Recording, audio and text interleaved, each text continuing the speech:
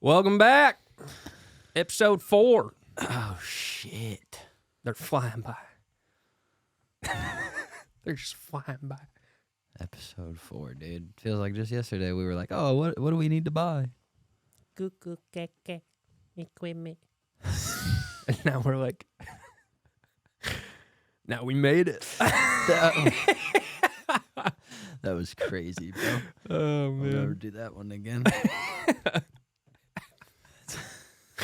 Oh, that one got me. My glasses are fogging up. That's funny. It's also embarrassing. So embarrassing. So what's up? How you been? It's been a while. Yeah, dude, I'm good. I'm just, I've been spending a lot of time in the gym on the wall climbing. Yeah. Preparing for this weekend. What's this weekend? North Massive. So it's at North Mass Boulder, the gym we go to climb. They put on a big climbing event, big climbing competition. So they've got like 4 different brackets. I think they have a advanced, intermediate, and beginner, and then they've got a fun division. I'm in the intermediate division.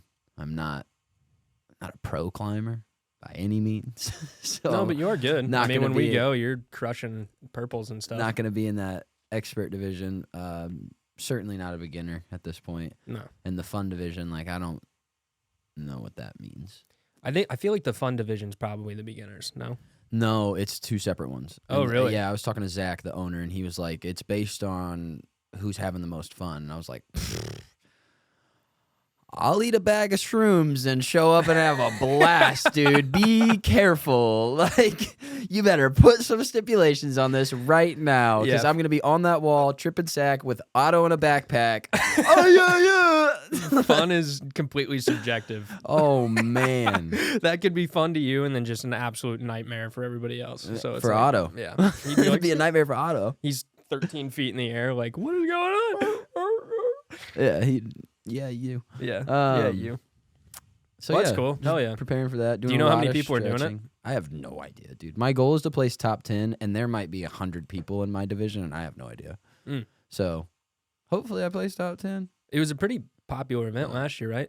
From what I remember. Yeah, well, I wasn't there. I wasn't either, just from and then social media. Yeah, I was stuff. gonna say I saw a bunch of social media stuff on it, but it looked packed. Yeah. And Zach was telling me it's huge. They get like thousands of people that show up. So yeah, should be pretty cool. Well, they shut the gym down because I was gonna go climb yesterday, and they totally shut down to reroute. Yep. So I can.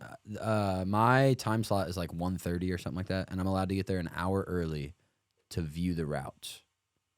Oh, nice. But I'm not allowed. So you can view them, you can't try them though. Yeah, as far as practice. I know, maybe I can get a practice. If I can get a practice run, that's huge. Still though, even just being able to get eyes on before you go up, that's big. Because you Right. can sit there and just map it out in your mind. Yeah. Try to at least. Yeah, so that's what they do for like world comps, right? Where they've got the people from France and all those guys, everybody representing countries.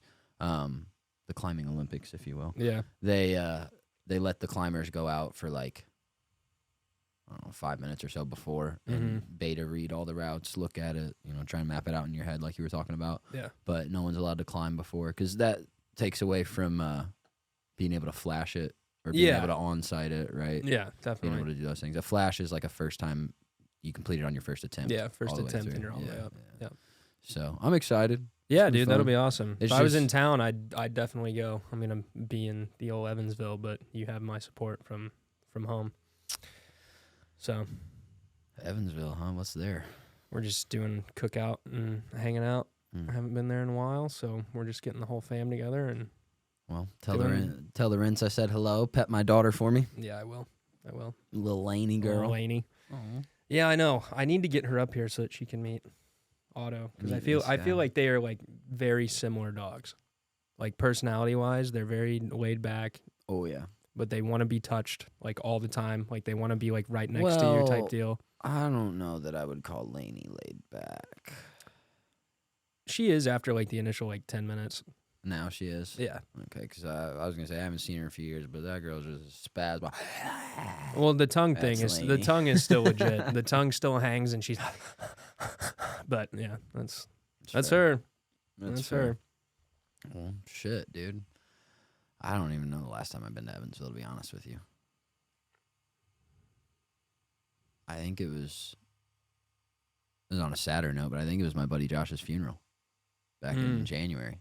Yeah, that might have been. I think it's been since January. Holy shit, time goes by fast. Yeah, man, that's crazy. Damn. All right. Well, in other news, kind of close to Evansville, I read a story about a mom in Kentucky, a single mom. Mm-hmm. She got catfished out of $10,000 by a man online claiming to be the Stranger Things actor. What's his name? Bro, how? Google exists. Like, so many questions immediately. So many immediately. Dacre Montgomery or whatever that dude's name is. Dacre. I don't know. Dacre. Somebody give me the pronunciation on that. I know his last name is pronounced Montgomery. Is he the kid that plays Lucas? Maybe.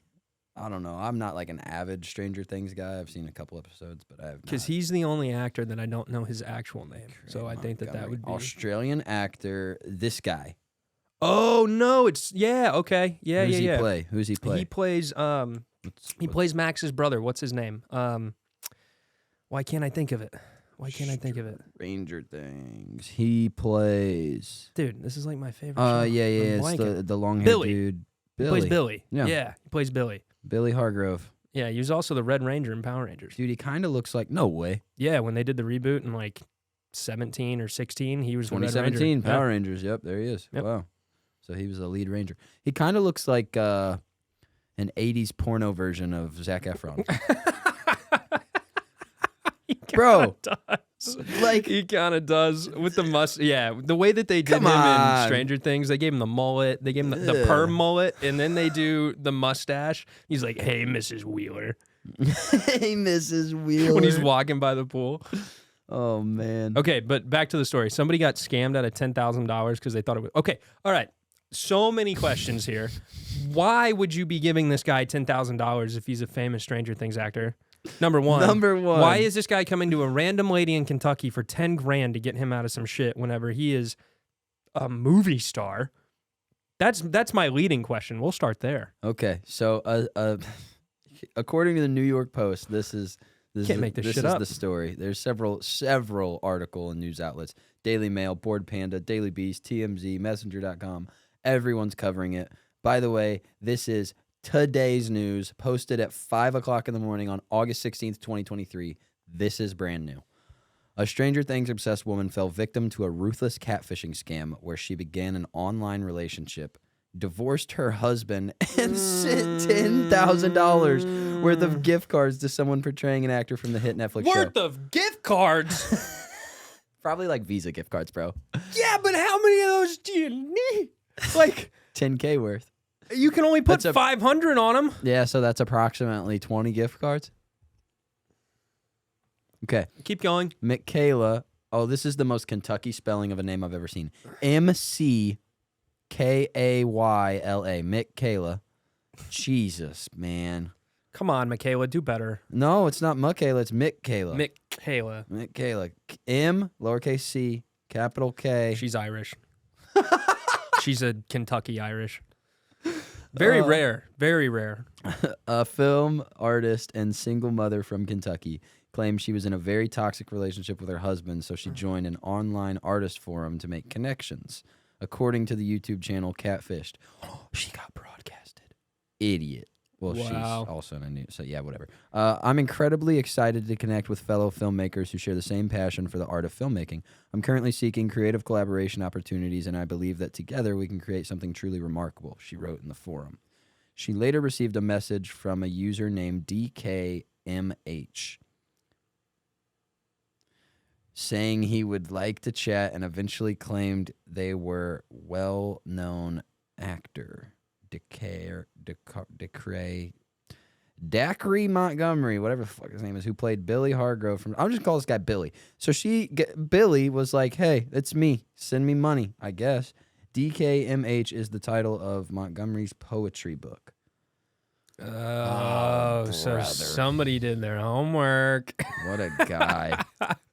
You know what? Did their Honestly, at this point, I'm not feeling too sorry for Michaela. Billy's got my support. He played his cards just right. Me and him just really hit it off. But of course, I'm suspicious from the get-go until he starts doing things that make me believe he is who he is, Michaela said. What the fuck did he do? By the way, this is her. Definitely looks like a lady who gets scammed. Michaela, an catfish. Oh, that's just another. Did he send a picture of himself? And as a picture of himself, I mean just like him in like his Red Ranger suit. No way. I'm upset. No, she's like, send me a picture, and he goes out, buys a Ranger suit, and like wears the mask and everything. He's like, I don't take the mask off for anything. The mask stays. You want the mask off? Send sex. me $10K. Not during sex. I'm obsessed with Stranger Things. Cuts a hole in the morph suit. I'm obsessed with Stranger Things. Billy is just this bully. He kind of comes in and tries to dominate, which is totally unlike his actual personality. Oh my God. Although they never met in person, Michaela says Montgomery was always complaining to her about his relationship issues. Some of those issues were how his girlfriend, Liv Pollock, controlled all of his bank accounts and is having some money problems, which eventually led Michaela sending Montgomery $10,000 over time. All right. So he just completely suckered her emotions, dude. Pause. Hold on. The one thing that we actually bonded over, and basically through the relationship, he was venting to me after a few months about his partner saying she's very controlling of him and he doesn't get to do the things he wants to do. She's always there and she's always got to be supervising. All right, so couple things here, Michaela. One, name a fucking Hollywood star ever whose relationship partner controls their bank account. I mean, I can't think of one off the top of my head. I can't. I haven't heard of one. Can't find them, not even with the Hubble Space Telescope, dude. Fucking Christ. You hear the parents. Like in Britney Spears' case. Yeah, like a Disney star who's 12. Well, I mean, Britney Spears was being controlled until like 2 years ago, but... Shave your head again, Britney. But like, yeah, no, as far as spouses go, I mean, I don't know. Yeah, that's weird. And then also, apparently this lady's got an abusive husband of her own. And it also says... Well, hold on. My second point of all this, like you said, you really, like... Take a good look at yourself, Michaela. You think this rich, famous actor dude gonna hit you up for money? Really? Like, dude, with all the info out there on people using artificial intelligence to get more creative with scamming, you didn't... Like, you even said you had some reservations in the beginning. Please clarify what this man did to make you believe that he was the Red Ranger. Don't you do Please, dude. FaceTime me with a spoon on your tongue. That's the only way I'm going to believe it. Or, you know, like... Upside down spoon. FaceTime me and you actually have the face of the person that you say that you have. Nah, fuck that. People with AI shit are using faces and voices. Okay. No, yeah, all right. Nope. I need to see a spoon on your tongue, lick it, and then put that spoon on your eyeball. Yep. And I'm not going to tell you what I want you to do until we're on FaceTime. FaceTime me. Okay, now grab a spoon from your kitchen drawer. Mm-hmm. But how is that going to prove that that's him? That that's Montgomery? Well, because if he's got Montgomery's face and then he walks in the kitchen and I'm like, boom, boom, you know? Oh, like, it'll like throw the AI off? Yeah. Like you can't, you know? Okay. Yeah. You could just That's tell my him to thought do anyway. the John Cena, you can't see me, and it'll have his face on your hand, and then it'll be like not him behind it. No, because he'd be like, I am John Cena, you can't see me. Bye. Oh, great. And then just disappear. And she'd probably been like, damn, he's good. John Cena? Oh, here's another 10K. Shit, man. But yeah, apparently she also had a very abusive husband, and they were... Not cool. Yeah, which that sucks. I kind of emphasized with the... Empathize? Empathize? That one. Yeah. With that, because my ex-husband was that way, she stated. She keeps saying ex-husband in this article. I also saw in one of these other articles that they were not divorced until a year later. Like she'd been messaging this guy, David Montgomery, or DeCray Montgomery, whatever his name is, for over a year until she then divorced her husband. Well, I will say, if you're gonna lose 10 grand, you might as well lose 10 grand and get out of an abusive relationship. You know what I mean?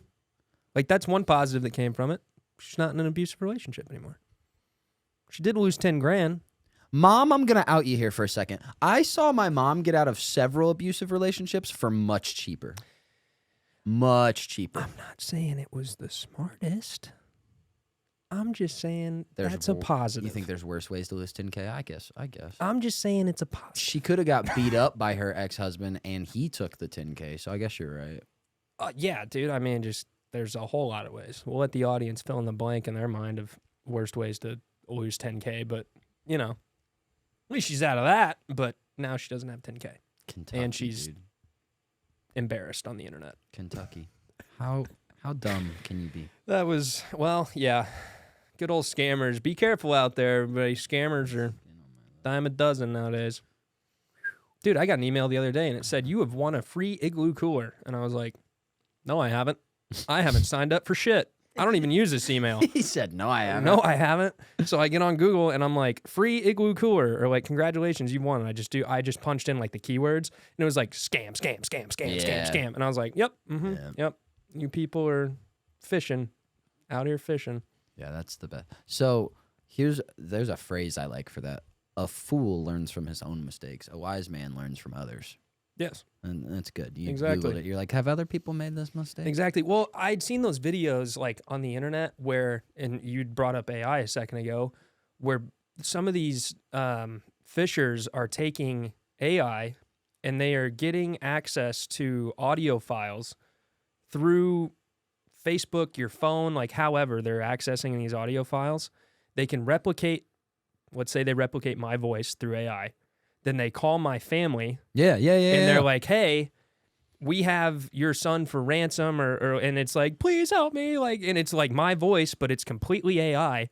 And they're like, send us $300,000 or else you're never going to see him again. And then it's like, whoop. And then it's like, oh, there goes your whole life savings. And it was totally a lie. Yep.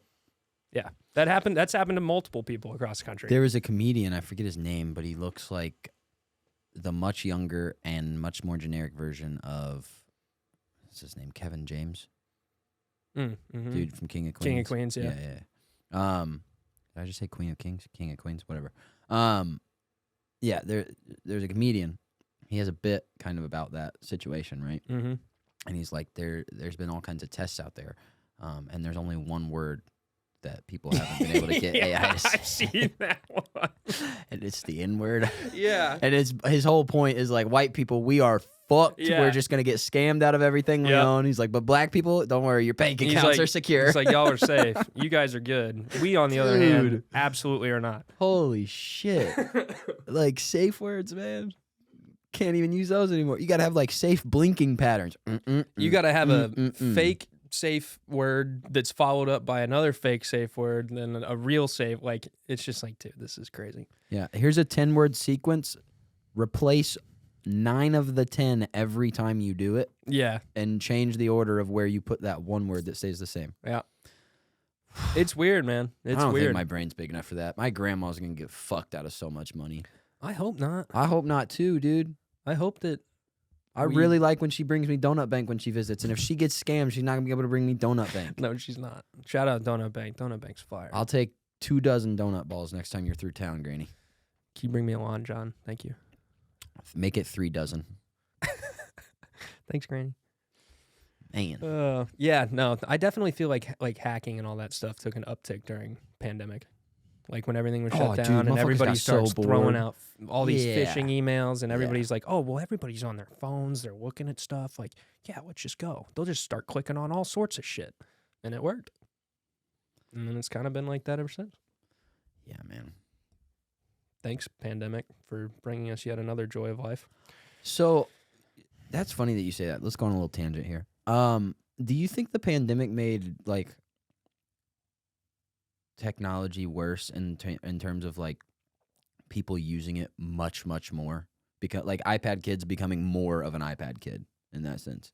Right? Do I think that technology became more like gripping? Yeah. Do you think quarantine did that? 110%. Well, see, the only reason I asked that is because like me and you, I don't remember a day during quarantine that we didn't spend outside at Sarto.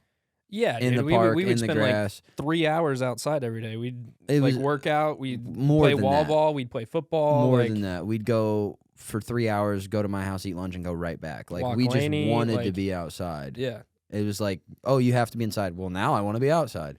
Well, and it was nice too because like we knew that our families were taking like decent precautions against it all. So it's like, dude, as long as we're not being ridiculous, we're gonna be fine. The only thing that the only time I was really using technology, I didn't even do my online classes during COVID. Uh-oh. Joke's on you guys. Yeah, sorry, Hanover, you gave me a diploma for nothing. Was Rocket League. That was the only time that I really used technology. Yeah, I mean, video games for me were a big one during pandemic. Video games and just working on some music here and there. But honestly, for music, it wasn't even like I found the pandemic. A lot of people, and God bless them, because it was a great thing. A lot of people found like a new hobby, or they dove deeper into a hobby that they like had started but didn't have time for. Right. And I found the pandemic to be a terribly bleak situation, like looking, you know what I mean? And so like writing wise, I was just like I got nothing. Like creativity wise, like I got nothing. Yeah. Which maybe isn't the best, but that's just kind of how it hit me. So I was like working on a couple things, but I was like, I don't even really like this stuff because I'm not like inspired by like anything that's going on. But then you listen to like Fall Out Boy and the band Camino, and they've got songs that worked in stuff about the pandemic that they wrote sections of during the pandemic. I'm like, damn. Yeah, that pandemic, that sucked, dude. That was so crazy. That was literally like something out of a fucking movie or a book. Yeah. Like, it was not anything that I could wrap my head around and understand in the moment, and it wasn't something that I could fathom. Nope. I mean, there were some people who lived through similar situations who were old enough to have been in... Similar, sure. But like, it was so... Like, I remember when it first hit, and they were like, yep, state of Indiana, we're shutting it down, like, no travel. I was like, okay, I'm gonna go to Indy. And I just immediately drove up to Indianapolis and couch surfed for like 2 weeks between friends. Yeah. Absolutely not what I was supposed to do. But it was like, I just remember people were freaking out. They were like, there's going to be checkpoints on the road. Like the cops are going to arrest you if you're out of your house driving and you're not like in a 5-mile radius of your house. Because if you're too far away from your house, you're obviously not, doing what you're supposed to be. The cops didn't check anything. No. So like, it was very weird. Yeah. I mean, yeah. Weird is a great way to put it. Yeah. But enough about that. That's very much history. But yes, technology. I think technology definitely got more gripping because of the pandemic. And I think people became a lot more psychologically dependent on it, whether they realize it or not, whether it be for entertainment or escapism or whatever. And there's some people that probably still haven't kicked it, and that's been 3 years ago, 2 years ago now, however long. So, yeah, definitely technology played a huge part. That's history. We're moving on now. Yeah. I got another story from work if you want to hear about that. Yeah, hit me, dude. I love these tap stories. Oh my God, Tales of the Tap. For real. That's what this segment should be called, Tales of the Tap. Jesus. There, we dubbed it, Tales of the Tap. Well, I kind of dubbed it that a while ago when I wrote it down. Beautiful. Whoops. So there's this lady. She comes in.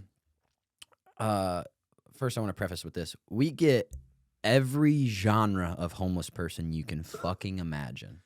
We get every flavor of homeless. No. Sorry. Every genre of homeless person ever, dude. Fucking every color, every hobby, every drug, everything, dude. Every height, every shape, gender, all of it, dude. Every single person that is homeless in Indy comes through the tap. I'm convinced. This lady comes in, and she's wheeling this big old suitcase. And that tells me one of two things. You're either traveling, which I don't know why you'd have your suitcase. Maybe you haven't made it to your hotel yet. Or you're homeless. She looks a little rough around the edges. Okay? But she's talking in a manner that makes a ton of sense, like you and I would, right? Like she's coherent. Yeah, she's very coherent. And she's very direct. So I'm like, okay, maybe she's not homeless. Maybe she's just someone who's kind of struggling. Because it was very evident right away that she wasn't traveling either. Sure. Especially, and I mean this in like the least degrading way possible, but like especially once I smelled her. Oh, yeah. I was like, oh. And it wasn't like I was this close to her. I was, you know, a good 5 feet away, just talking to her, and I was like, ooh, that wasn't in here before you walked in. A little ripe. That's not the kitchen, let me tell you. So yeah, she walks in, wheeling her suitcase, and she's like, I need a burger and a milkshake. Mind you, we are right across the street from Shake Shack. Mm-hmm. And that's their whole thing. Well, Shake, burgers Shack, and burger, yeah. So I was just like, right over there. Started spinning my sign. That way. She goes, no, I'm not allowed over there. Red flag number 1. What do you mean you're not allowed over there? You shouldn't be allowed over here then either. We are right across the street. Like, bye. But haven't done anything yet, so I can't really ask you to leave. Right. So then I politely inform her, we don't have shakes here, ma'am. And she was like, okay, I'll take a burger and a Coke. Got it. And I start to walk away. Wait, how much is a Coke? Well, we charge $3.25 for sodas, ma'am. Oh, I can't do that. Just a burger and a water. Okay. Wait, how much is your burger? Oh my God. All right. Now I know she's homeless. Like, yeah, your question, how much a burger? You shouldn't be in here. Cheapest one's $13.50 before tax, so it's gonna be closer to $15. Yeah. I got $14. I'm like, all right. And so like I'm about to tell her this, and then I see my manager Deb walk. I'm about to be like, okay, whatever, you know, I'll just take it because the extra $1 would come out of my tips. But I see my manager Deb walk by. Deb is a very nice lady. She takes really good care of everyone at the tap. She does a damn good job at the tap of being the general manager. She is a very hardworking woman. Yeah. Love her to death. She can be a little mean, but I can also be a little shithead. So like, it balances out. Deb does not play around with the homeless people. She's got no fucking sympathy for them. Yeah. Which like, okay, to each your own, you know. A little softy. I feel a little bad sometimes. Deb, no way. I don't know what happened, but she's probably just more seasoned than you are. She's seen more of it through the years, and she's just sick of it. Has to be. Yeah. So, knowing that, I look at her. I'm like, I'm sorry. I can't. We don't give out free food. Like, I can't do that. She's like, you can't look out for me for the one time. And I was like, I can't look out for the one time. I can if you order something that's less than $14. Yeah, you want some fried pickles? Not much protein, but it's food. But it's food. Yep. And so, bless these two ladies behind her. It's this 2 elderly white ladies that always come in looking like they're dressed in their Sunday best. But they reek of cigs and leather car interior. And I love it, dude. Nice. John and I call them our grandmas. Vintage grandmas. They're the nicest. And bless their hearts, they turn around, they're like, oh, we'll pay for her meal. Here you go. And they just start handing me all these ones from their purses. You know, they're going to use it for tip money anyway. So they're like, here. And they're like, is that enough? It's like $17 at the end of it. I'm like, more than. Yeah. Like, you didn't do that. But as soon as they offered to help cover because at first they were like, we'll just cover, like, we'll spot the rest of it. The lady starts putting the money back in her purse. Like, the homeless lady. So it's like, well, now they're going to pay for all of it? Yeah. That's crazy. So they ended up paying her for all of it. She gets to keep her $14. And I bring her out her burgers rather, because I gave her the Angus sliders, which are 3 little sliders, about the size of a normal burger, but they're $1 cheaper than our regular burgers. Yeah. So I bring her that, and in the time that it takes to cook these 3 little slider patties, which isn't long, it's like 10 minutes. Yeah, 10-minute wait. This lady absolutely assures us all that she is not only homeless, but out of her damn mind, bro. And me, I'm a seasoned drug addict detector, okay? Okay. Drug user detector. I know when somebody's high on something. Yeah. Because I've been around it enough, right? You got the drug dar. Yeah, I got the drug dar. I got the nose. This motherfucker tweaking on something, right? And people usually, like, they got big bulgy eyes, or they're slowing their words, or, like, they're frantic, like, they do something. She was totally normal when she came in. She was a little, like, frantic, but she was just excited or in a rush, right? Yeah. Like I said, she wasn't slurring any words. Her eyes weren't bugging. She didn't have a bunch of missing teeth or anything like that.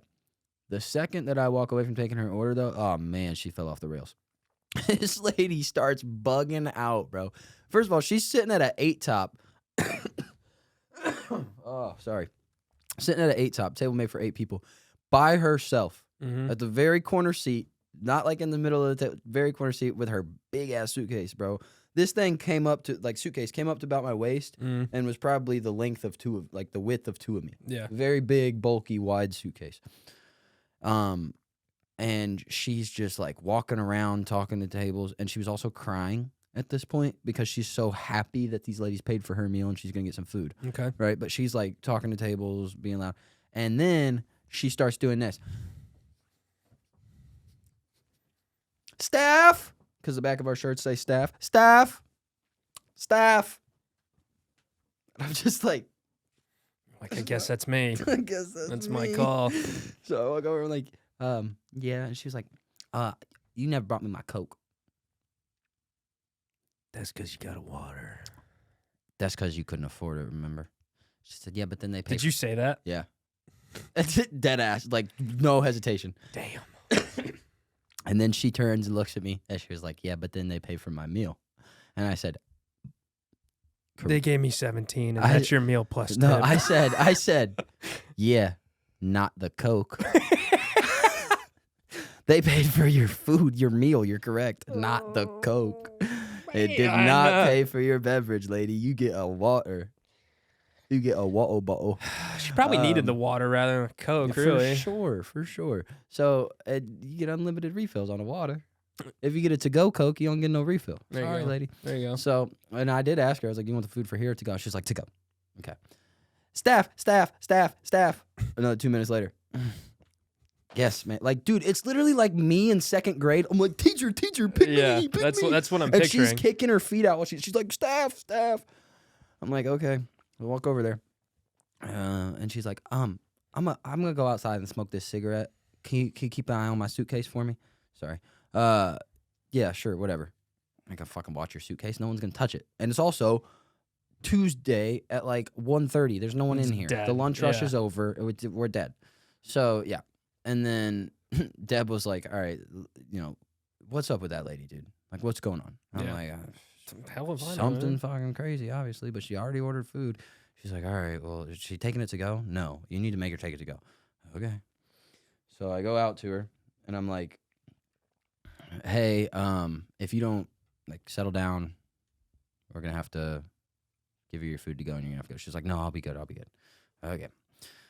So I go back in there, and I tell Deb, I'm like, can she just eat her food here? She promised to leave after, and so Deb goes out there and talks to her, does her thing, and then the lady goes outside to smoke her cigarette. Yeah.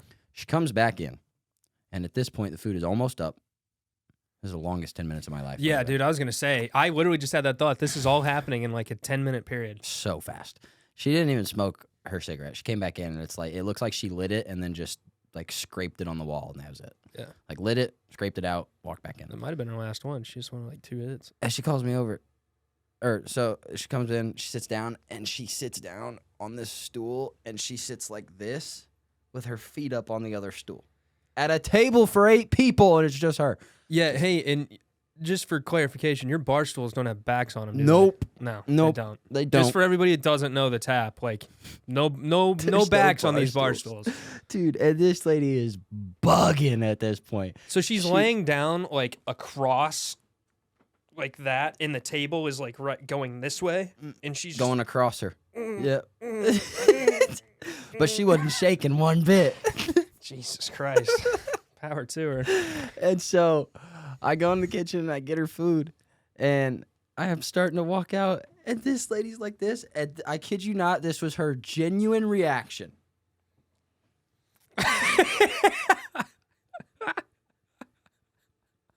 I've never seen someone so happy to eat, bro. And my little brother's fat. He loves food. I've seen some happy food people, and this lady takes the cake, bro. Oh, man. In every sense of the phrase. So she's just, ready for it, bro. Like when I saw her smile like that, my first thought was, like I heard Stitch in my head immediately.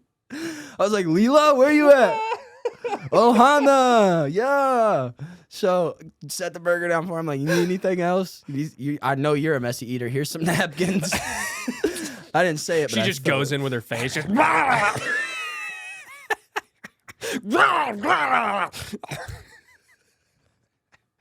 like a fucking feral dog. I'm gonna piss my pants. Oh, I got a hole in my jeans too. You probably see it. So I'm this sweating, lady, bro. I'm sweating. I turned your shit down to 68, by the way. That's fine. But it's still not cool enough. Oh my god, I'm sweating. No, I'm sweating because I'm laughing. God, that's funny. She's putting these things. She's holding 2 sliders at once, by the way. Yeah, I'm the like classic cartoon starving. Dude, happy as can fucking be. Oh, and then about 2 or 3 minutes of her eating her food goes by, and she's back at it. Staff. Only this time she's got food in her mouth, so it sounds more like staff from across the restaurant, bro. Like it doesn't get any dumber. So I walk over, and Deb's like, Deb walks over, right? I started. Hold on, time out. And you know what's even painful about the fact that like she's doing like even more painful about the staff thing? She could have just sat at the bar. Oh yeah, and literally had somebody this far away and been like, "Hey, excuse me," at all time. Hey, excuse me, can you please? And instead, no. All right, sat continue. at the first table inside that the was door. That was my thought. Yeah, she just sat at the first table inside the door. Oh my gosh. So she. And the best part is, the whole time this is happening, my coworkers are telling me, because we do rotation style at the tap. Like, there's no sections. It's one table walks in, it goes to the first person, next table the second, third, so on and so on. Okay. And then it gets back around, right? Gotcha. So that way everybody eats, everybody gets the same amount of tables, everybody gets money. Yeah. Ella kept telling me, she was like, you don't have to count her as a table. I was like, good, because I'm fucking not gonna. Like, she does not count towards my daily table intake. Hell no, dude. I didn't get a tip out of her. Fuck no. So, yeah. But Deb walks over to her and she's like, ma'am, you either need to quiet down or you need to leave. She's like, I was just gonna tell you that I'm gonna go back outside and finish my cigarette and then come back in and finish my food. And Deb was like, okay, whatever. So Deb goes outside, or she goes outside, actually smokes a cigarette this time, comes back in, calls me over. She has 2 things. She said, okay, so who touched my suitcase? Nope. Nobody. No one touched it. You probably did. You probably guaranteed. Probably bumped it when you got up. And she was like, my zippers were on the side and now they're on top. I want to know who touched my suitcase. Okay. If anyone touched your suitcase, it was to move it out of their walking path. I promise you what didn't happen was someone touched your zipper. No one moved your fucking zippers, dude. No. Not a chance. Next question.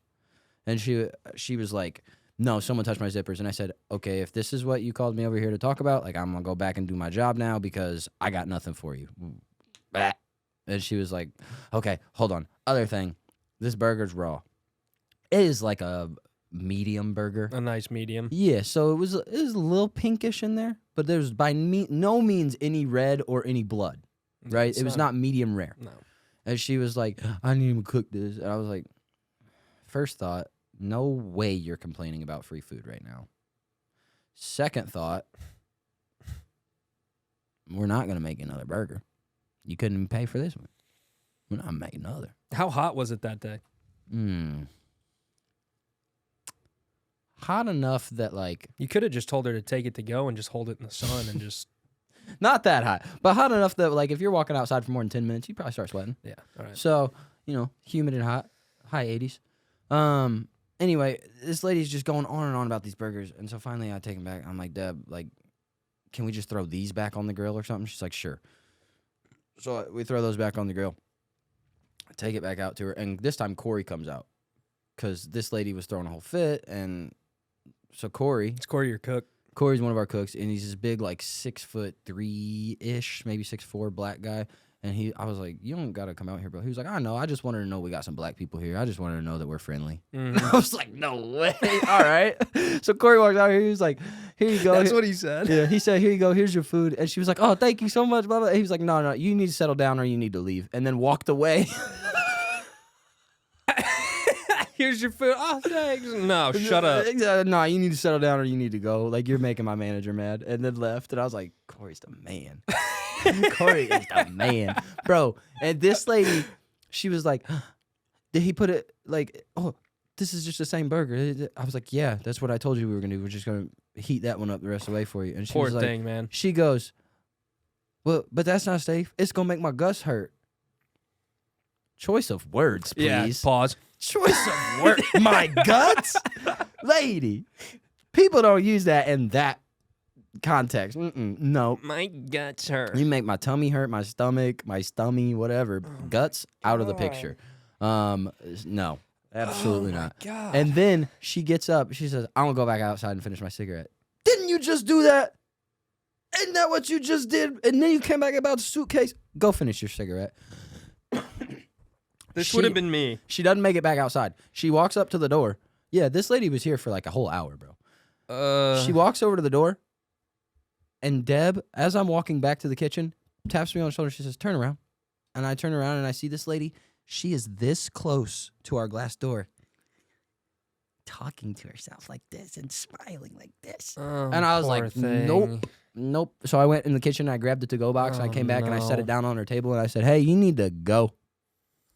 You need to go now. And then Deb walks over, and she's like, yeah, you need to get your things and get out. And yeah, dude, like just the most insane experience I've had with a homeless person. You can't make this stuff up. Nope. That happens at the tap. Like, you really can't. Nope. And I'm sure that you guys, like, she said that she was already banned from Shake Shack. So, like, you know that you guys aren't the only ones experiencing it downtown. Right. Like, you know that all of these restaurants are for having sure. something every week. At least sure. one a week. Sure. Like, oh my Well, God. so what we usually get is like one will come in and they'll try and sit at the bar and order a beer and then walk away without paying, right? And usually, The classic. Usually it's like a PBR, so it's like a $4 cost. Yeah. Whatever, but it's still annoying. Or the most common is we get it panhandlers. They come inside the restaurant and they just go up to tables. Can I have money? Can I have money? Can I have money? No way. All the time. All the time. What? All the time. They will walk up to you in the middle of your meal. You'll be mid-bite, dude. Chicken wing covered in ranch, face, barbecue. Can I have some money? And you're just like, the fuck? Oh my God. So I didn't know that. You've never told me that. Yeah, we get this one dude consistently. He's got to be pushing 70. If he's not, And he's in there all the time. if he's not, he's a rough 60. Pushing 70 inside, no, never inside, outside on the patio. Mm. All the time. He walks right up and down the gate, Yeah. right next to all those high top tables. Yep. And he'll just ask for money. And the best is anytime you go over and you're like, hey, sir, like you need to leave. We don't do that here. Like you got to leave my table alone. He will reach his arm across the table as people are eating, flip you off in your face, and keep talking to the table. I'd break his fucking finger. And there was one day I reached out and like shoot his hand away, and he said, fuck you. And I was like, whoa, what? And then my manager, Dave, who's always ready to fight, Oh, right I've behind seen me. Dave. Yeah, I've seen Dave. Looks like Predator. Yeah. Right behind me. In a good way. You look like Predator, Dave. Right behind me in my ear. Just shouts, you want me to come across that fence? And I was like, oh, yeah, that's my cue. I'm out You're of like, here. I'm done. Yep. Would you all like some more waters? I'm going to let him handle this. I'm going to keep taking care of you guys, and we're going to pretend that this guy's not here. Yeah, dude, that's fucking... Jeez. So, yeah, there's your tail of the tap. Boy, what a treat. Can you imagine if that guy took all of the energy that he puts out negatively into the world and just, like, went and got a fucking job? Something, man. Like, take all your middle finger energy and just go get a job with that energy. Stop flipping people off. Stop asking for money and just... Like, Yeah. there's got to be something, dude. There's got to be something. I guarantee you, if one of these homeless people came in and they were like, hey, like, I sleep in the back alley every night.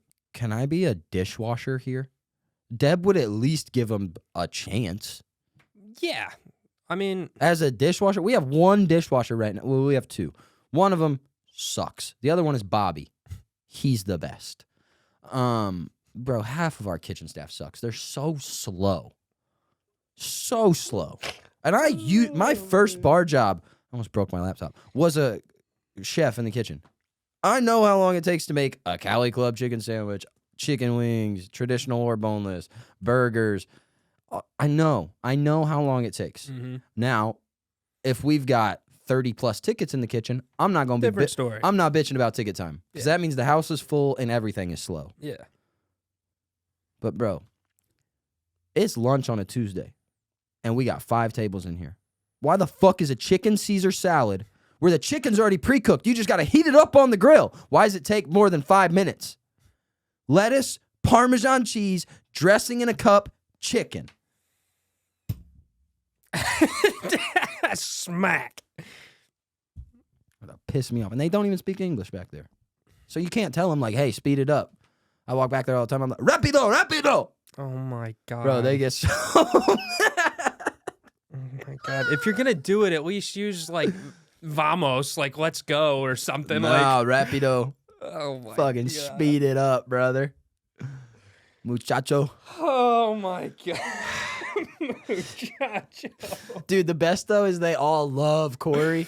And no one doesn't love Corey. Let me say that. My God. But they all love Corey, and he's just back there like laughing it up with them, and and they're like, "Oh, Corey, Corey," like that's how they all say it, and he's just like, yeah, and he just smiles, is like, yeah, and points.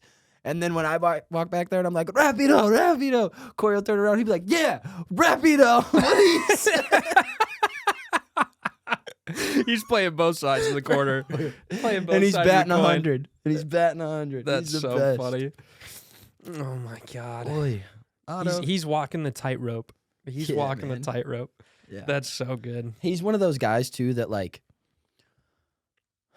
you could say something that's not funny, but if Corey laughs at it, oh, it's gonna be funny Yeah. because he's got that laugh that makes everything. Infectious Yeah, laugh. it makes it funny. Yeah. Right. Yeah. Yeah, it's the best. That's cool. Jeez. Well, stay tuned on the Sandbox Boys for next week's segment of Tales of the Tap. Dude, Because, man, that shit hits, huh? there's at least one a week. I mean, Oh, I promise you.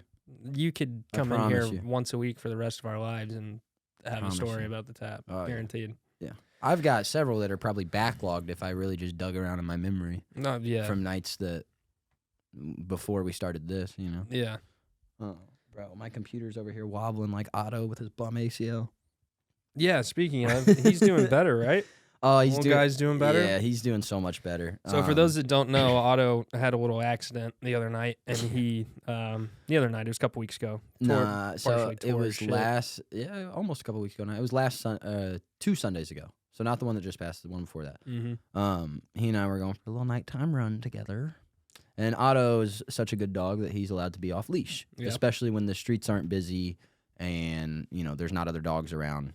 If there's another dog around, he has to be on a leash. He will take off. Yeah. But we went on a little late night run together just to get some energy out for him. And he decided it'd be a good idea to cut right in front of me. And I could not have been running faster. Mm-hmm. Right? Well, I probably could have, but I'm not capable. So I was at my maximum speed, and I assume he was not even close to his maximum speed if he was next to me. So he cuts right in front of me, and I take a tumble over top of him. So then I got a scraped up knee, which in the picture it doesn't look that bad, but it stung the worst. And then I scraped up my elbow a little bit. I had a crater in my hand. It looks way better now. And then I got one right here on my back of my hip, and then a fat one on my right ass cheek. Mm-hmm. It was the worst. But I tumbled over top of him. He kept going. He fell down once and then kept going. And then I was just popped right back up, and everyone was like, "Are you okay?" I was like, "I'm good. I'm good. I feel fine. I'm just a little scraped up, a little road rash. Nothing I haven't had before. We'll be all right." Mm-hmm. Otto's fine. Didn't make any noises and kept running and acted fine the whole night. I wake up Sunday morning around 10, and I got to be at work at 4. As soon as I get out of bed every morning, Yep. Otto follows me immediately. He's up, he's ready to go, and he's ready to go outside. Mm-hmm. He's like, I gotta pee, I gotta pee, I gotta pee. Wouldn't move. Sits there crying. Just sits there looking at me crying. Wah, wah, wah, wah, wah. I'm like, bro, come on. Shut up. Let's go. Let's go. Doesn't move. So I go over and I nudge him. Finally, he starts moving, and he's limping bad. That back right leg, he's not putting weight on it. I'm like, oh, my God. Immediately, what's wrong? What's wrong? Are you okay? Are you okay? What's Dad wrong? mode kicks in. Yeah, dude. Yeah. Laid him down, felt around on his paw. Wasn't tender. I wasn't feeling anything out of place, and I was feeling his other paw for reference. And then I was trying to move his leg, and it wouldn't straighten. He didn't like that, and I was like, okay, I don't know what's going on. So I text my work group chat, and I'm like, hey guys, I'm taking Otto to the emergency vet right now. I've never done something like this. I have no idea how long it's going to take, but something's wrong with his leg. Could someone please cover my shift tonight? Mm-hmm. Everyone's telling me. First of all, hey, friends at the tap, this pisses me off more than anything. If I ask you to take my shift in the group chat and you can't, don't reply telling me you can't. Leave me on red. I hate, I can't tonight. I got to watch my daughter. Or, I can't because I'm close to overtime and they won't allow. Don't reply. I just need to know who can. Thank you. Yeah. Such a hard concept to grasp. It's so annoying, dude. It's the worst because, like, you'll get a notification and you're like, oh, someone can't. Got it. Great. Sick. So, yeah. Anybody else? Took out of the vet. It takes forever, dude. We were there from 11 till I didn't get him back till like 7. Mm-hmm. But they told me at like 2 finally. They were like, go ahead and go home. We've got to, dope him up, take some x-rays. It'll be a while. You live 10 minutes away. We'll call you. Like, we don't want you to wait here for another 2-3 hours. Yeah. Cool. Thank you. After I get him back, they gave him x-rays, which I didn't know you could tell ACLs were torn on x-rays. I thought you had to have like an MRI for that. Apparently with dogs it's different because there's like a gap between the 2 bones where their ACL is that looks different if it's torn versus if it's not. Like the shade of that gap or something. Mm-hmm. So that's how they were able to tell. But dude, when I got him back from the vet, he was, first of all, when we got there, he looked as sad as can be. Oh, yeah. Oh, he was just so sad. But he was so dude, he was literally like, you know how he is. When he sees someone he knows, especially him, daddy, he gets so excited. Oh, yeah. Right? Very excited. I had no idea who the fuck I was when I walked in that door. No, dude, you sent me that Snapchat of him in the car, and he was just leaning. Dude, like, his eyes were like this, and he over. was just... At one point, he was like folded over, He was just like just that. leaning. Yeah, man. He was not. Yeah, he was out. He was out. He was worse off than that homeless lady we just talked about. Yeah, legit. So yeah, partially torn ACL. They gave him a bunch of doggy perks. I did not take any, so I cannot tell you what they were like. But he, on the other hand, was having a grand old time. He was just in La La Land. Yeah, he was doped up. But dude, yeah. So at the end of that, it was like great. That fucking run that we decided to go on turned out to be a $600 cost. $500 cost, whatever it was. Yeah. Yeah. And like as soon as we walked through the door of that vet, they're like, yeah, we take a $162, which that's so random. Just make it $160. $162 down payment, like just to be checked out and like just to be looked at. Yeah. Okay, whatever. The second that I take my card out of that fucking machine, this little motherfucker starts walking around. Like trotting around in the lobby. And I was like, do you want to have dog food next month? Do you like those treats that come in the month every mail in your bark box? Because those might stop. Might. Those might stop. Dude. Yeah, so that, and then we get back there, and he wants to act like a little baby again while we're waiting, right? And then they come in, they check him out, and then they tell me go home. They call me back.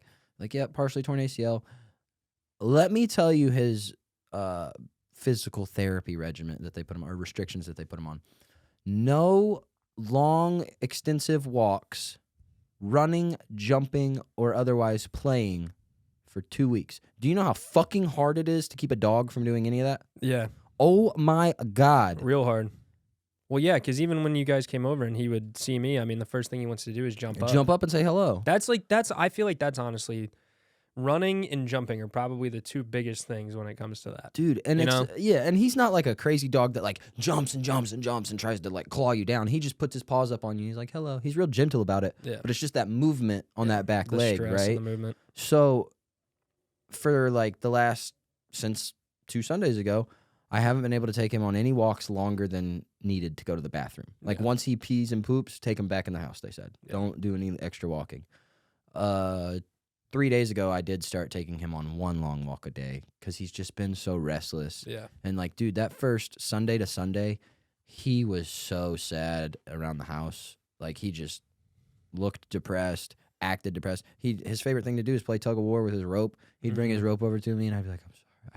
I can't do it. I can't. I'm so sorry. Like I was. Well, as much as you take him to like the park and stuff too, Yeah, and you let him dude. run around and like play catch with him. I mean, Felt he's a so very bad. active dog. So It felt so bad, but he was so bored, and I could tell he was super restless because it was like, if I get up and go into the other room, he'll follow me, right? Yeah. But it was like if I got up to go to the bathroom or if I got up to go into the kitchen at all for a drink or anything, he would get up with the most excitement ever and just. yeah. And like one day he got the zoomies real bad through the house, and I was like, Otto, you have to stop. And he just like he'd stop for a second while I would hold him, And he's like, and I as can't, soon as I I can't, let I can't. go, he would just take off again and jump up on the couch and do it all. Like, brother, like you're gonna tear it all the way, Yeah. and then we're gonna have surgery, and then neither of us are gonna have food next month. It's not just gonna be you. We're both gonna be out of luck. Oh man. Well, yeah. I mean, we took him on that long walk this morning. That was nice. Yeah. That was good. Thank God it didn't turn out to be a $500 walk. No, it was like a mile and a half, and he did a good job. So Yeah, that's the thing is he's doing fine. And there was one time I took him downstairs, wasn't even thinking about it, and I hadn't put his leash on him yet. I usually do that right when we get outside. And as soon as we got outside, he's just zoom, zoom, zoom, zoom, zoom, and like he was the cut. zoomies in the grass. Yeah, and he was cutting fine, and he wasn't limping afterwards or anything. So I think he feels fine, and I think like moving forward when stuff like this happens, if it happens, hopefully it doesn't. Obviously I would take him to the vet to get looked at, but I think I would probably kind of try to listen to him a little more because it's just like if you or I were to get into like you got to listen to your own body, right? Yeah. And if he's feeling okay, he's feeling okay, you know. No, to an extent, right? If the next day he was trying to sprint and run around, let's relax. Yeah. Let's But chill. 2 weeks later, week and a half later, all right, I can probably start letting him do some stuff. you Yeah. know? Yeah. And I never followed my physical therapy regimens all the way as a human. So, Yeah. you know, what's it going to hurt a dog? He'll be all right. Jay Nutton, he is passed out down there. Per usual. He has been passed out. That's his thing. Well, yeah, good to know he's on the mend, and it's good. Yeah, I was terrified for a minute. I was like, his leg's broke. It's going to cost me thousands of dollars. I called my grandma. I was like, can you love me some money? Please. Your grandson needs it. Your great It's grandson not needs even it. for, yeah, your great grandson needs it. She was like, now you can't have money. You just made me feel old. Click. Damn. Put him down, doctor. Greg. He's like, nope. Click. It's like, nope, you made grandma feel old. Click.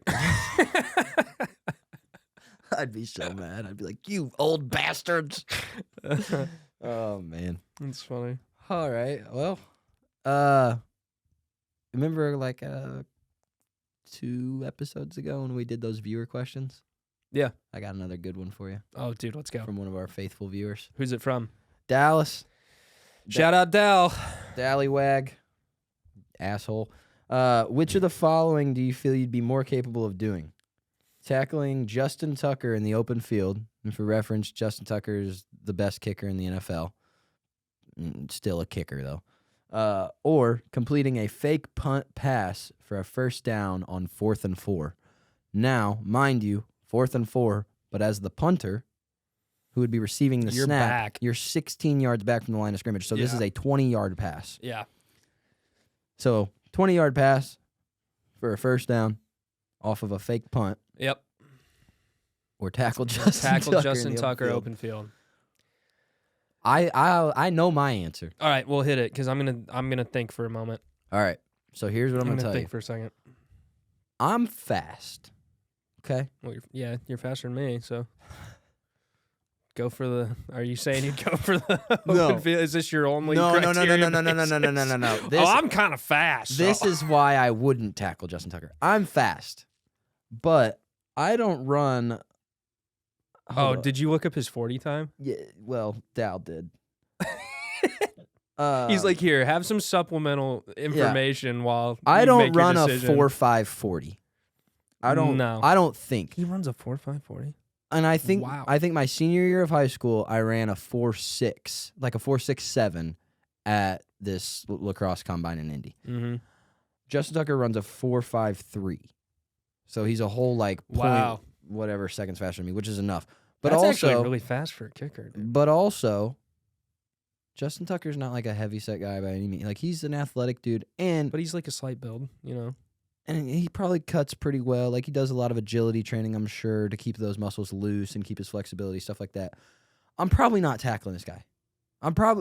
I would venture to say there's probably not a single player in the NFL that I'm going to be able to tackle in the open field.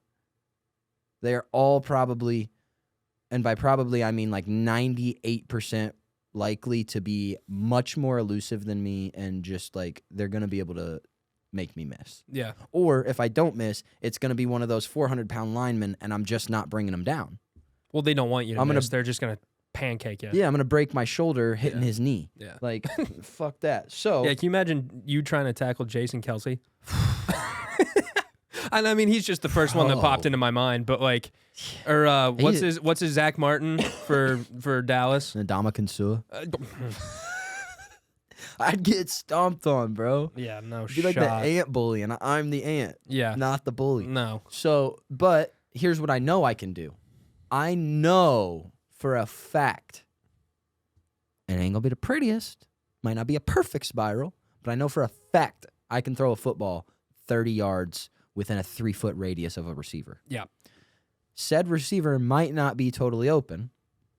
Said receiver, said lineman might not give me a good pocket. Like, I might be getting rushed on this pass, but I know I can get that ball off. Yeah. That's what I'm gonna throw the football. That's what I'm going with, because as soon as you said the open field tackle thing, I was like, well, that's just so tough. These guys are freaking pro ball players. Yeah.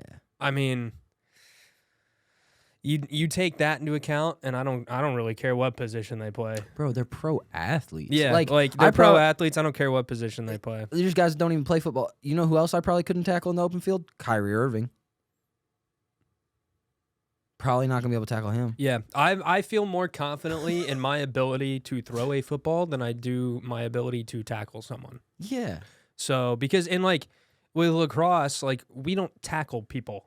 Like, it's a completely different set of physicality rules that go on. So it's like, we didn't, like, college, high school, like, we weren't tackling people. We weren't like, if you play for modern day, you tackle people. Well, yeah, if you play for modern day, you do tackle people. But and Central back in the day too, you guys used to, like, even before you were in high school, like when I was freshman, sophomore, oh my God, you guys, that whole team was they just had a bunch of Jesse Hull and headhunters. Austin Pace. What do you expect? Yeah. Jesse Hull's as big as Ndamukong Suh. I think that's the guy that hit Scott Massey so bad that I thought Scott actually lost his brain. I'm not kidding. This is a total side note, but Scott Massey gets cross-checked so hard in the head, he doesn't get up off the ground. Like, he's just laying on the ground. And we're all like, oh, God, he's unconscious. And he wasn't unconscious, but we get him up and we put him, because we were playing in, like, the jail yard is what we always called it, that fenced-in field, Huh, the swamp? Yeah, the swamp, the jail yard, all that shit. And the benches are, like, right up against the brick wall of the school. Mm-hmm. And Austin Newman is playing wall ball over Scott's head because he's about to go in and he was getting warm. And Austin's, like, right here, and Scott's sitting here, and he's just going. Watching the ball. But he's not even really watching the ball, because Austin's like, bang, bang, bang, bang, bang, bang, bang. And he's watching, like, the tracers of the ball. I will never forget it, dude. I will never forget it. He's like CNN tracers. I had dressed for varsity that game, but I didn't play, so I was at, like, kind of the mid end of the bench just to bolster our numbers. And I remember I turned around and I saw Scott doing that. I was like, oh my God, dude, he might actually be dead. Like, this is awful. It was so bad. He didn't play the rest of the season. That was like halfway through the season. Did you just throw shade at yourself, saying that you were on the bench just to add numbers? Yeah, that's what Memorial did. Memorial used to, like, they'd pull up their best, like, or they'd pull up, like, the starting 10 from, like, JV or whatever, and then they would dress them.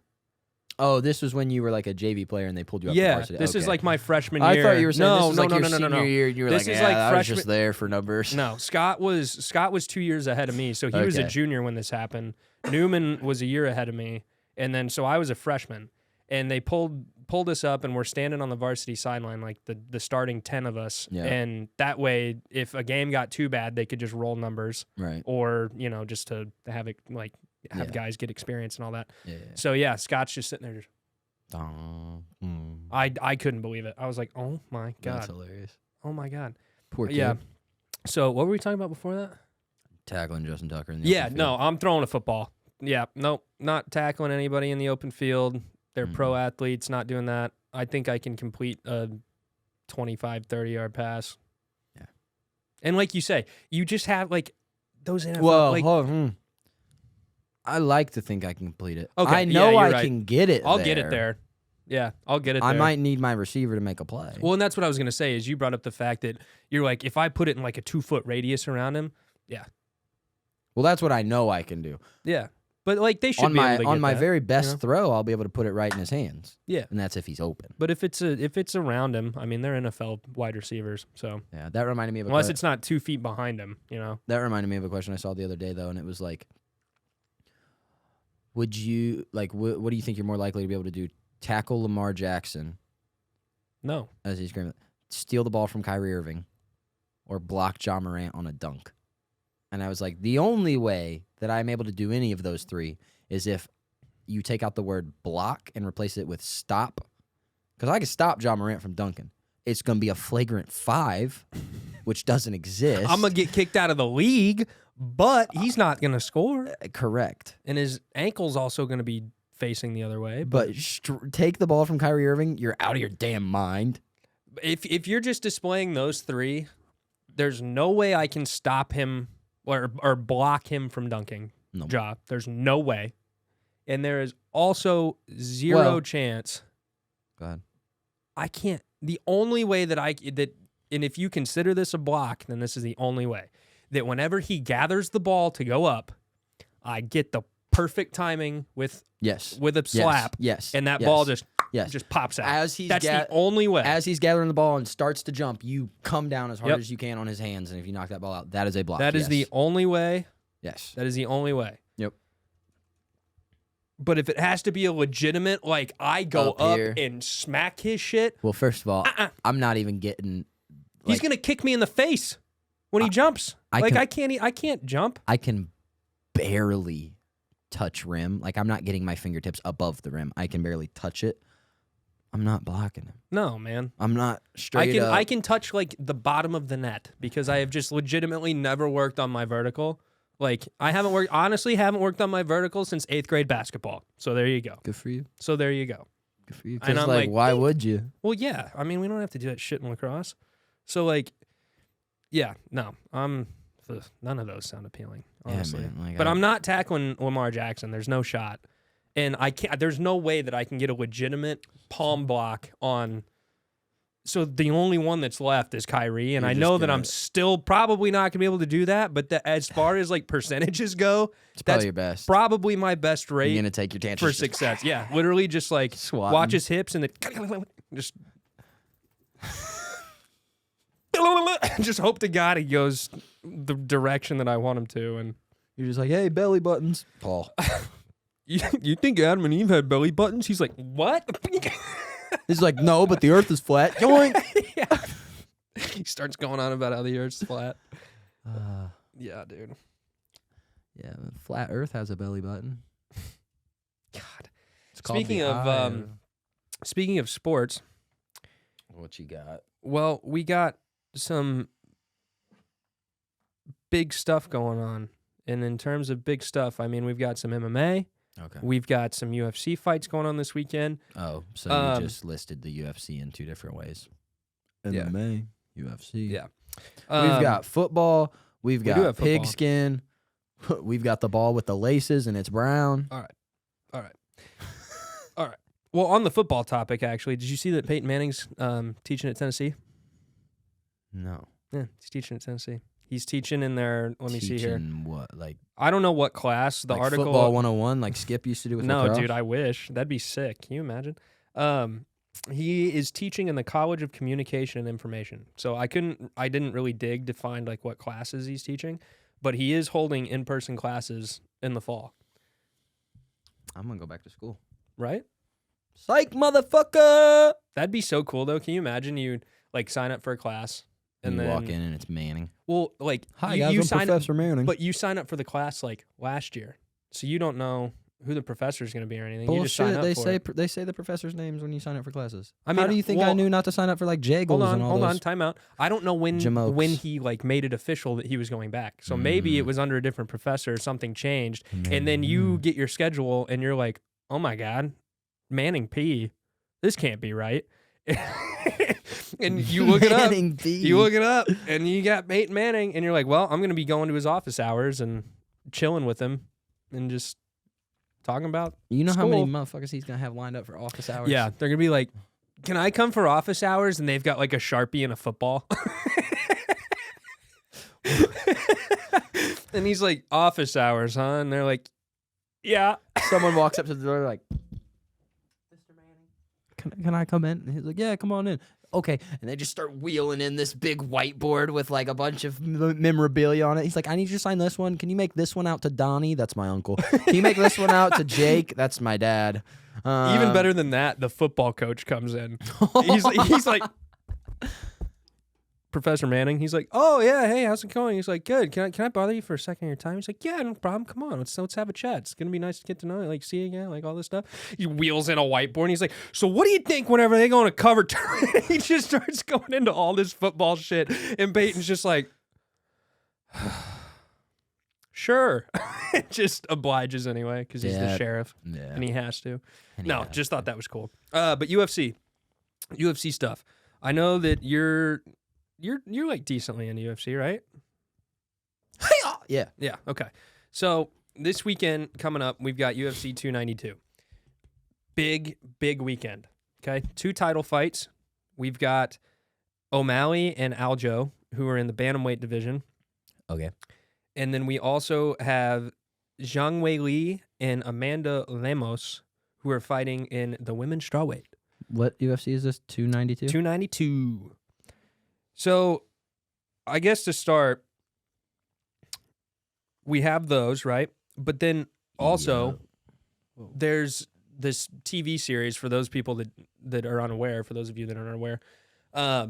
There's a TV series that the UFC does, that Dana White does, called Tough. It's the Ultimate Fighter. The Ultimate Fighter. The Ultimate Fighter. So, this is like season 31 that they just did this past summer. Mm-hmm. And what they did was, and this is how they usually do it, is they have 2 coaches that are UFC fighters. So this year they did Michael Chandler, and then they also did Conor McGregor, okay? This is Conor's second time being on. He was on in 2017 with Uriah Faber, but they brought him back. To clarify, he's on as a coach. Yes, on as a coach. Okay. Yep, Chandler and McGregor, those are your team coaches. And then they bring their coaches, like their camp with them, and they are also coaching like in that camp. Coaching these contestants. Yep. And the winner of Ultimate Fighter gets a contract? Yep, they get a contract. Okay. Yep. So what they did this year was Chandler ultimately ended up with the veterans. So what they did this year different was they brought in a group of veterans and they brought in a group of newcomers. Mm-hmm. Inside of those 2 groups are 2 weight classes. You have the bantamweights and you have the lightweights, okay? So Chandler, for the bantamweights, gets the veterans. And the veterans are guys that have been in different fighting organizations, but then they've also been in the UFC before. And then they were cut. So it's like all these guys that got a shot in the UFC, they didn't quite make it out. They kind of went even. They went 0-4, or whatever it was. Redemption path. And this is their second chance. Oh, okay. That's kind of cool. That's the first time they've ever done anything like that. First time that they've done it like this, to my knowledge. And then all the newcomer guys are also lightweights, bantamweights, but obviously newcomers. They're guys from smaller organizations, just went pro, have only been pro for a couple of years, like whatever the case. Right. So the way that it shook out was McGregor got all of the newcomers in both weight classes. It could have gone to where he only got like the lightweight newcomers and then the bantamweight vets, but the way that it happened, he got all the news and then Chandler got all the vets, okay? My ears are sweaty. Yeah, it's toasty. So essentially what happens through the show is these guys fight, they work their way up the bracket, and then there's a live show that happens, and the live show being like the fight night, which is UFC 292. Yeah. So we have the Tough finale this weekend as well, which I'm super excited for. The interesting thing about the Tough finale that is going to happen is that you have Kurt Hollabaugh versus Austin Hubbard, and all of these guys are vets. Okay. No newcomers made it to the semifinals. Crazy. No newcomers made it to the semis. Or excuse me, one newcomer made it to the semis, and now that this is the finals, it's all vets that are left. But so McGregor has none of his team left. Nope, none of his So team. wait, even though you're on, let's say you and I are both on McGregor's team, right? Yeah. We can fight each other? No, so the way that they did it was that, like, throughout the season, they, like, McGregor seeded all of his guys 1 through 8 or 9, and then Like who he thought was best? yeah, and then Ooh. Chandler did the same. Okay. And then Dana made matches, right? So he was like, it was essentially where the top guy is going to fight the bottom guy of the, like, your number 1 is going to fight His the number 9. 8, number 9, whatever. Right. And then it's just going to go like that. So Connor, through the season, has one guy win, one of his guys, only one wins a fight. And his name was Rico. And he's he only won one fight? yeah. Fuck. Well, he only had one fighter, like, progress. Oh, okay. And so Rico wins his first fight in the quarterfinals. He goes to the semis. He loses to Cody, who is fighting this weekend. And it's cool because we have 4 guys who have had a taste of the UFC that are now battling it out. And it's also crazy because in my mind I was like, some of these old vets, not old vets, but like in terms of UFC age, some of these guys are like 35, which is kind of getting up there in terms of combat sports. So now that, what'd you say his name was? Not McGregor, the other coach. Michael Chandler? Now that Chandler has, so only his fighters are left. Yeah. And so they're going to fight each other. Yes, and they're going to fight each other. And that's essentially what it boils down to is like you guys could be on the same team to start, but then as the competition goes, if it gets super lopsided like it did, then there's going to be where these guys have to fight each other. And it actually came up on the show because they gave some of Chandler's guys the opportunity to switch teams so that they could be coached by Connor. And then in turn, during their fight, they could actually be coached by Connor. Only one guy switched teams, and his name's Brad Katona. And the only reason that he switched is because he already trains with McGregor in McGregor's camp. That's the only reason he switched. And so now for he's those, out, huh? no, he's still in it Ah. because he was a vet that was on Chandler's team and he switched. So now, well, the funny thing that happened was like on the show, because none of these guys wanted to switch, they were both of them technically on Chandler's team still. So Chandler couldn't do any coaching. So they're in the Apex in Las Vegas, and it's dead quiet. No coaching, no nothing, just these guys going back and forth, just trading blows. It was so weird because usually, like in the Apex, it's quiet, but you can hear coaches' corners calling stuff out. Right. Nothing. You heard Connor like every now and then because Dana told Connor, I guess, he was like, you can say some stuff, but like you don't necessarily have a dog in these fights either. So like you can coach if you want, but like there's really no reason to. And he was like, okay. So you can kind of hear him from like the back being like, throw that right. And he's like saying all this stuff from the back, but it was like few and far between, you know? Right. So this weekend, what we have, the way that it shook out is that in the lightweight division, we have Kurt Hollabaugh versus Austin Hubbard. Okay. Kurt Hollabaugh, this guy freaking bangs, dude. This guy looks like he has hands full of lead. I think that it's going to be a heck of a fight because his semifinal fight when he fought Jason Knight, Yeah. Jason looked pretty good, but man, Kurt just wore him down, dude. And he was throwing bombs. And then when you watch his knockout, he lands a right, he gets Jason back up like against the fence, throws a knee, lands the knee, and then he just starts wailing on him and ultimately dropped him with a left hook to the body and then just starts ground and pound. And it was dominant. The difference here is that I think Hubbard's going to lose this fight because when he fought Roosevelt Roberts in the semifinal. Oh, dude, this guy has a fucking gray spot right in the front of his head. Yeah, he stresses over this shit. Yeah. He's definitely in there. Hollabaugh? Yeah, he's in there to win. When he, when Hubbard fought Roosevelt Roberts to make it to the semifinal, that was like one of the least exciting fights I have ever seen in my life. It was awful. These guys weren't throwing. They're feeling each other out. Granted, they were sparring partners like all camp, but I think that Hubbard is really going to have to take a step up, and he's going to have to come out aggressive, because if he doesn't, he is going to absolutely get overwhelmed by Hollabaugh. So if anybody's betting, I'm not giving betting advice, but if I were a betting man, I'd be putting money on Hollabaugh by knockout. Ooh, we're gonna have to do gambling advice once the fucking NFL season starts. Well, I mean, we can. I don't know about advice, but I'm not telling you how to throw your money which way, wherever. But I will. I'm net if I was positive. gonna bet on that fight, I would take Kurt Hollabaugh by knockout. I don't know what the odds are. I haven't looked, but that's what I would take. And then you've got the second fight, which is Cody Gibson versus Brad Katona. Okay, so this fight has a storyline running through it, because in the last episode of Tough, these two guys get in an argument in the house, and Michael Chandler is like in between them. And essentially, Cody tells Brad that he's the most annoying person he's ever met. He's the most self-centered person he's ever met. He's the most selfish, and he's going to beat the shit out of him because he is, quote, quote, scared shitless. So I guess what Cody did was he went back and he watched all of this film, and he's already done it. He had already done it when they were in the Ultimate Fighter house. Mm-hmm. Went back, watched all this film on Brad, and he was like, dude, all that you did was like hug the guy's leg for 15 minutes. He goes, I had to turn the tape off because it was boring. It was awful. So I don't know, man. I think that one's also going to be fireworks because there's bad blood between the two of them. Brad says that he doesn't care what Cody thinks of him. Rightly so. Like, that's fair. But I think he does. I think that there's a part of him because he makes a comment in the Tough series where he's like, man, it seems like nobody in the house likes me or something like that. Wait a minute.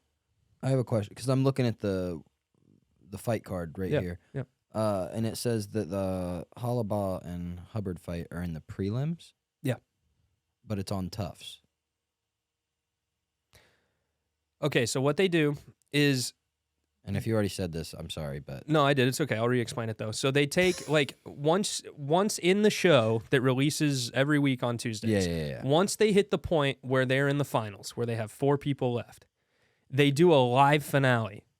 And that finale is at UFC 292. Okay. So they take those 4 fighters, they put them on an actual UFC card. Okay. And then whoever wins that fight then gets an active contract into the UFC. Yeah, because I was like, because I saw them in the prelims, but they're also in there with like Chris Weidman and Brad Tavares, and I was like, Chris Weidman. So they start off the prelims. They're the ones; those two kick off the prelims, and I think Katona and Cody have the first fight. They do, and then that's what it shows. Yeah, and then Hollabaugh. But they're after the early prelims, even. Yeah.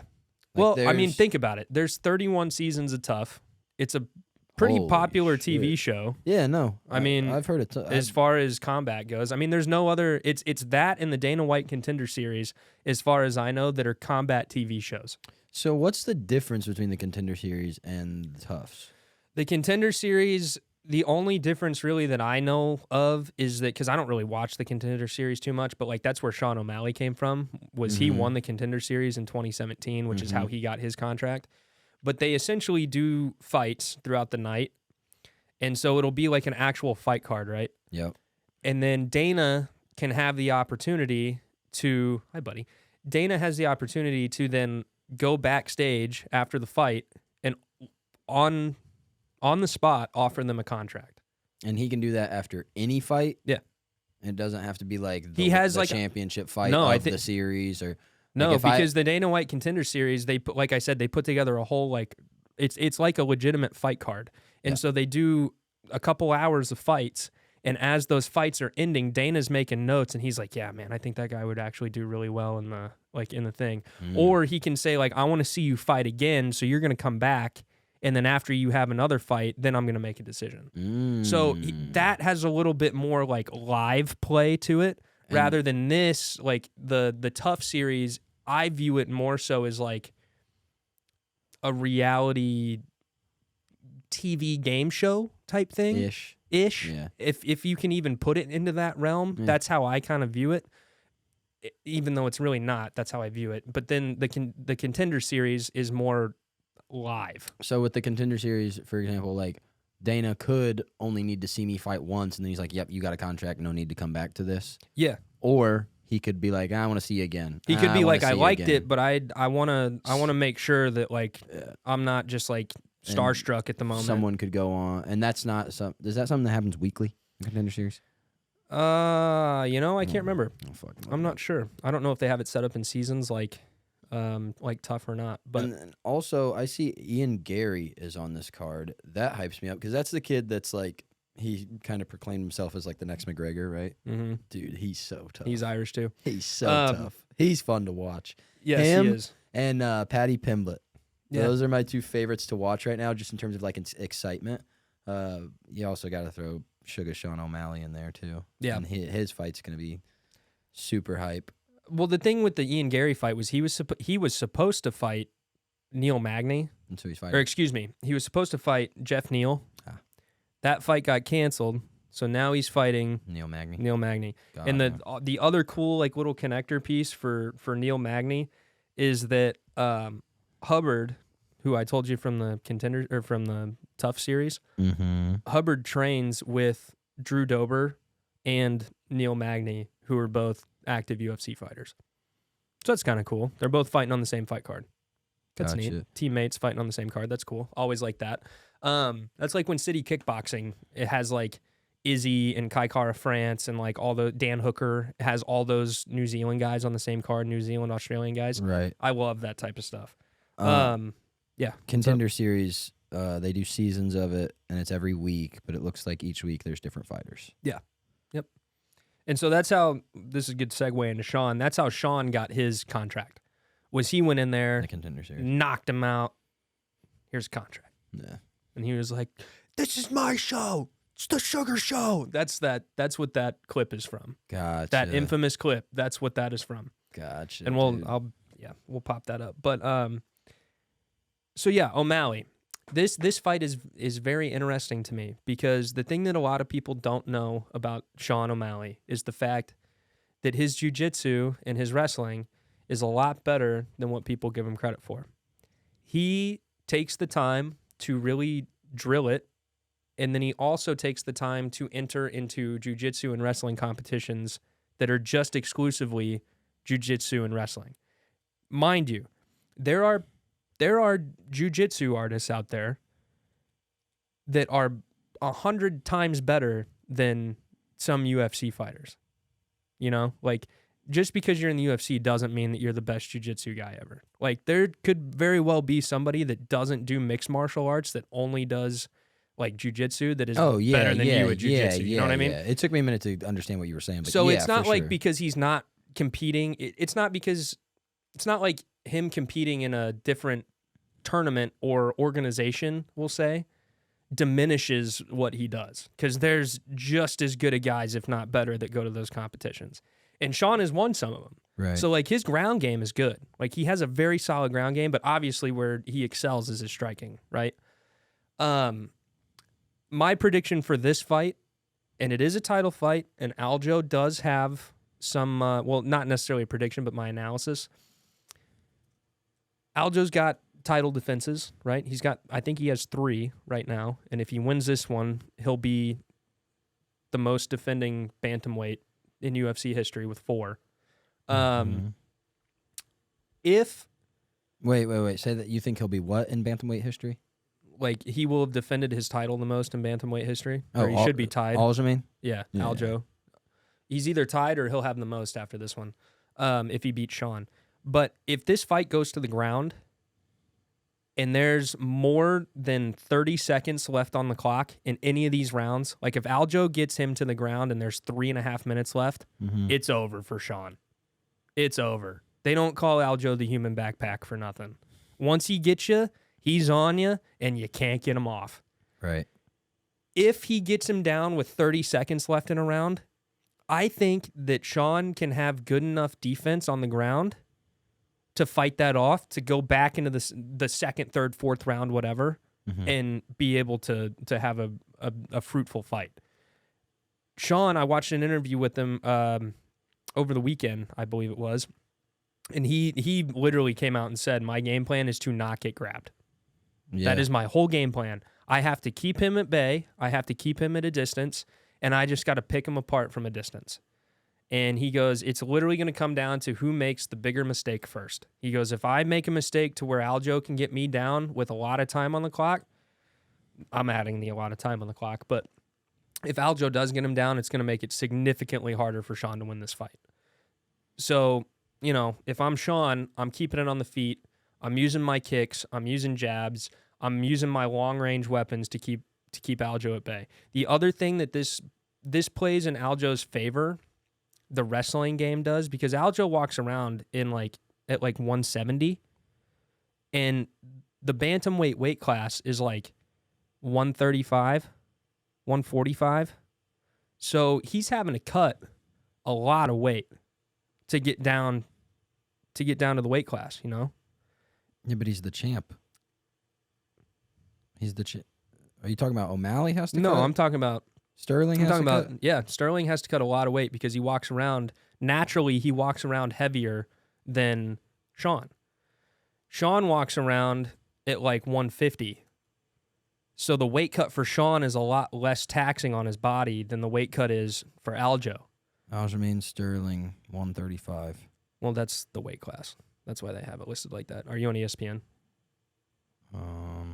Because that's why they have it listed like that. Is they have their weight listed as their weight class. I'm just on Google. They don't have it as their... ESPN has them at 134. So yeah, the weight class is 134, but these guys naturally walk around at different weight classes, at different weights. That's why you have to do cuts. Yeah, I get. Unless you're like Adesanya, because Adesanya walks around at like 200, so he's only got to do like a 15-pound cut, so it's not even that huge. But if Sean can find Aljo's chin, walks around at 165. I think that's going to be way more detrimental because of that weight cut. Because his body's been dehydrated, he's a little weaker. You know, he will have rehydrated. He'll be about 15 pounds heavier on fight night than he was at weigh-in. Which is insane to me, by the way. Like, just because they made weight at weigh-ins should be as you're walking out to the octagon. Exactly. Weight cuts are sanctioned cheating. That's all it is. Yeah. Weight cuts are sanctioned cheating. That is all that it is. If you want to know who the baddest guy is at 185, you go find a dude that walks around at 185, and you find another guy that walks around at 185, and you have those two badass guys fight, and that's who the baddest is at 185. Yeah. Other than that, it's sanctioned. John Jones at 185 should not be allowed. Literally. Well, yeah, no, it shouldn't. But that's well. What do you mean, John Jones at 185?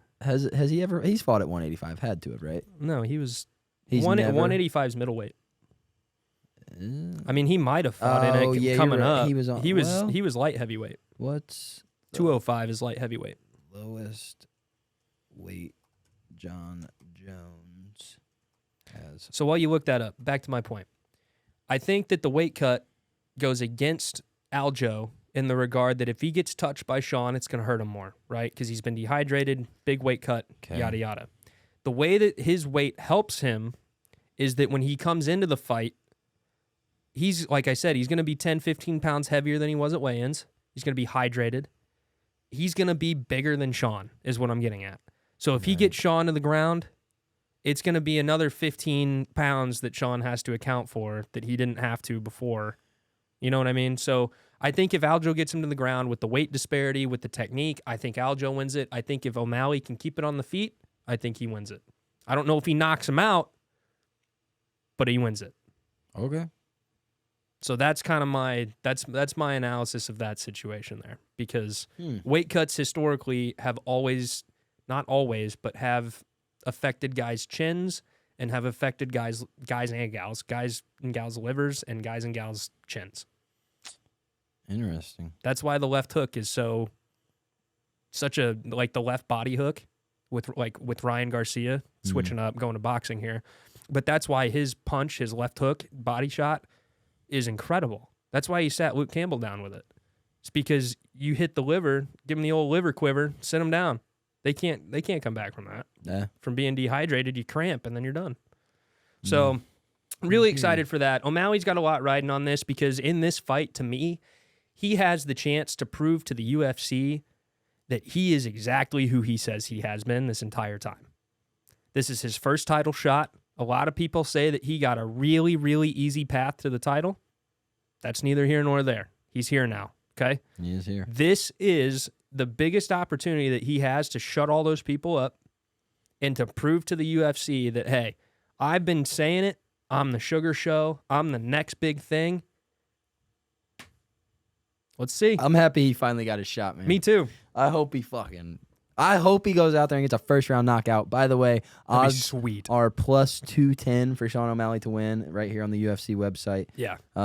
Minus 258 for Aljamain Sterling to win. If you're not a sports bettor, the minus odds means they are more likely to win. Favored. So which makes sense to me. Those odds make sense. Yeah, for sure. I haven't seen a ton of fights where Sean's been favored. Whoa, shit. To be honest, I feel like his odds are always in the plus. I don't even which know is good if value, but if in the Cheeto fight, if he was favored to win that 2 or 3 years ago when he broke his leg. I don't even know if he was favored to win that one. I couldn't tell you. Ian Gary's minus 500 against Neil Magny. Yeah, Ian Gary should pick Neil Magny apart. Ian's just huge. Like, you think about him in the welterweight division. 12-0, 6'3", huge. 170. He's huge. And they're showing old boy at 183, 6'3". So okay, put this Magny's also huge. Put this into perspective, though, right? Like, both of those guys, being how big they are. Yep. Israel Adesanya is 6'4", like 195. Mm-hmm. Crazy. And those guys are one weight class away, and they're fighting in welterweight. Mm-hmm. Come on.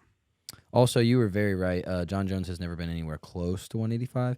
And I don't know. I wasn't really trying to say that he was. I was just saying, like, that would be an unfair weight to let him go down to. 100%. If him and Izzy would have actually fought, like, Izzy would have died 2 years ago. Izzy would have died. Well, they would have had to have made it a light heavyweight fight. Izzy would have died. And I think he probably would have lost, yes. At any weight. I think he would have lost, probably. At any weight. There's no disrespect. Izzy is a great fighter, generational talent. He's my favorite, by the way. Let that be known. He's my favorite fighter. Yeah, man. The anime lord himself. The style vendor. You would have died. Yeah. We're talking about John Bones Jones. Yeah. I don't give a fuck about the PED allegations. He's the greatest fighter to ever step in the octagon, bro. And he's not even close to slowing down, as we just saw. No, 6 dude, months ago. He's holding the title. Like, I mean, he's got the heavyweight title. Took 3 years off, came back, said, "Go to bed, give me the title." But see, and here's the thing: Izzy would have died. I'm not a John Jones fan. I'm not a fan of fighters that have in the past, like, done steroids. Oh, so 80% of them. I mean, sure, but like, to me, I don't like that in combat sports because you were literally looking at me. Because you were literally messing with people's lives. Like, if you do it in football, or baseball, like Mark McGwire and Sammy Sosa, you guys can just hit dingers on dingers on dingers. Nobody gets hurt with that. Sure. You take PEDs for a fight, you could literally kill the guy. You could literally kill the guy anyway. I know you could, but like the chance of that, I feel like goes up even more. I don't know. Maybe that's just me. You know what those guys would look you in the face and say?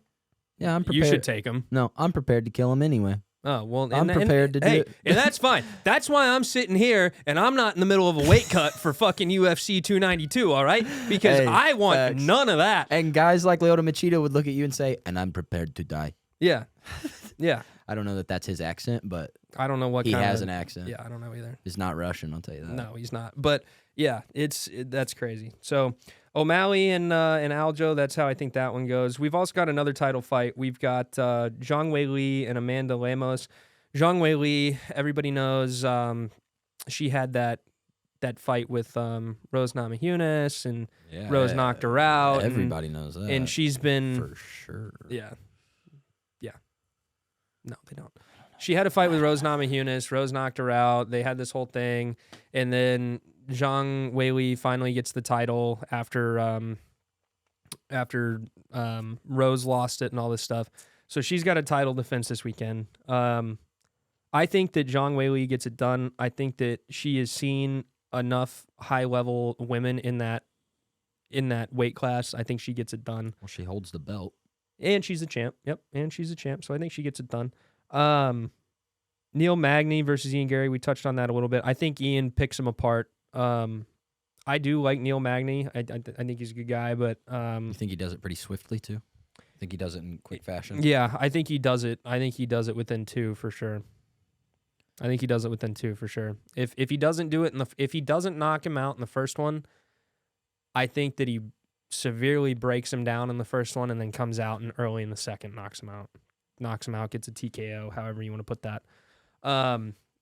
Then we also have, speaking of Cheeto, I brought him up a second ago with Sean O'Malley.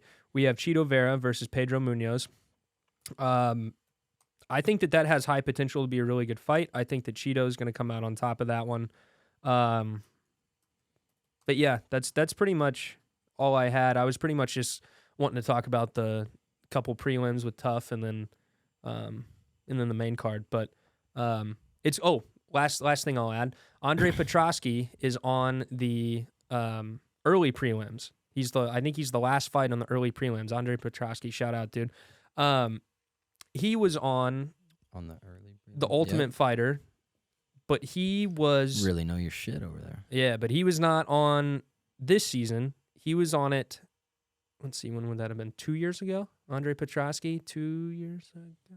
Yeah, he was on there 2 years ago, and he's a middleweight. So he's on the fight card too. He's I've been a fan of him since Tough. He's a hell of a fighter. He's a gritty dude, good family guy.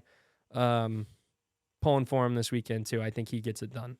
And he's well rounded. He's got striking. He's got wrestling. I think he was a collegiate wrestler, if I remember correctly. He's favored heavily. I think he gets it done. Who's he fighting in? I can't remember off the top of my head. Gerald Mearshart. Oh, Mearshart? Yeah, he's beating the hell out of Mearshart. It's all right. Mearshart's the guy that like 3 years ago when Hamzat Chimaev fought him. If I have to hear Mearshart one more time. Mearshart. when Hamzat fought him, he knocked him out in like 15 seconds. He like walked him down and he's like circling and then he kabam with that right hand and it was just right down the middle and just sat him down. Jackson and I watched that one together. Shout out Jackson Wheeler. But cum shot. Yeah. Hey, don't you do that. You're not Colby Covington. You shut up. Greeting nerds and virgins. Grow up. He just grow up. Go home, dude. You're never going to be the welterweight champ. Go home. Hey, man. That's still one of the funniest videos. Regarding the UFC. He said, oh, fucking cum shot over here. I lost my mind when Ange sent me that video, dude. I get all my UFC content from you and Ange, by the way. I hate to admit it, but it was funny. Oh, it was hilarious. But I absolutely hate That's like one of the best trolls I've ever heard. As he's sitting there fighting. in a suit, in a MAGA hat, and he's, oh, you mean cum shot? Yeah. Dude, the best. Get out of here. So, yeah, we got a banger of a card on our hands. I'm very excited. I haven't watched UFC in a couple weeks. I've been keeping up with it, but I haven't watched like an actual card in a couple weeks, and excited for this one. We spent all of 5 seconds talking about gambling, and there's already a gambling problem. Call 1-800 blah blah blah ad popping up on this screen. Speaking of gambling problems, Trevor Lawrence for 2022-2023 MVP. Lock it in. What are those odds at? Lock it in. Let's see what those pipe dreams odds are at. I don't remember what I got it at. I know I put like $15 on it, and it'll pay like $2.25. But if we just go to Google and we type in NFL while you're looking MVP that one up, odds. I saw something on Instagram yesterday where this guy made a bet. He put $200 down that the Jets are going to have one rushing touchdown in every single game this year. He put $200 down to win $22,000. $200 to win $22,000. And the Jets are going to have one rushing touchdown in every single game. I was thinking about tailing it. With Dalvin Cook and Breece Hall in the backfield, I was thinking about tailing it. But and I was going to put like 100 on it instead of 200 and win like 1,100. Win 11,000. Or yeah, 11,000. I don't know if that's an. I mean, that's pretty good. Add value. a zero there, buddy. It's pretty good value, I guess. I don't know. All right, MVP odds for Trevor Lawrence on DraftKings, which is the sports book that I use because I'm locked out of my FanDuel, and it's only 100 difference. And the odds is plus 1,500 for DraftKings, plus 1,600 on FanDuel. If you use MGM, it's going to be 1,600, and then I don't know what those other two are. That's a lot better odds than I thought it was going to be. Plus 15. Did you think it was going to be like plus 3,000? I thought it was going to be at least double that. No. Who's someone that you think would be more likely? Obviously, Burrow, Mahomes, Josh Allen, and Jalen Hurts are all above him. Yeah, I mean, Mahomes is obviously your leader there. Who else do you think's above him in the MVP race? Do they only have quarterbacks listed? So I haven't looked I'm at any only futures. looking at quarterbacks, but so far it's only quarterbacks. Yeah. I was going to say, I feel like it usually goes to a QB anyway. Yeah, it's pretty much a quarterback award. Okay, so yeah. There's 2 players that I'm seeing that aren't quarterbacks so far. I'll let you guess those in a second. But Justin Jefferson, he's one of them. Jamar Chase. No. Fuck no. I don't know. The other one's Cooper Kupp. Really? Yep. Wow. Nice. Oh, wait. Above both of them is Christian McCaffrey. Yeah. Okay. I see that one. Plus 8,000. Plus 15,000 on FanDuel. Holy value. Wow. Justin Jefferson is also plus 10,000 across the board. Yeah, like you said, it's mostly a quarterback. Cooper Kupp, same thing. I think that's why theirs are so high. But I'm going to give you 3 quarterbacks, and I want you to tell me if you think their MVP odds are higher or lower. Like, do you think it's more likely or less likely than Trevor Lawrence? Okay, and Trevor was at 1,500, plus 1,500? Mm-hmm. All right. Aaron Rodgers.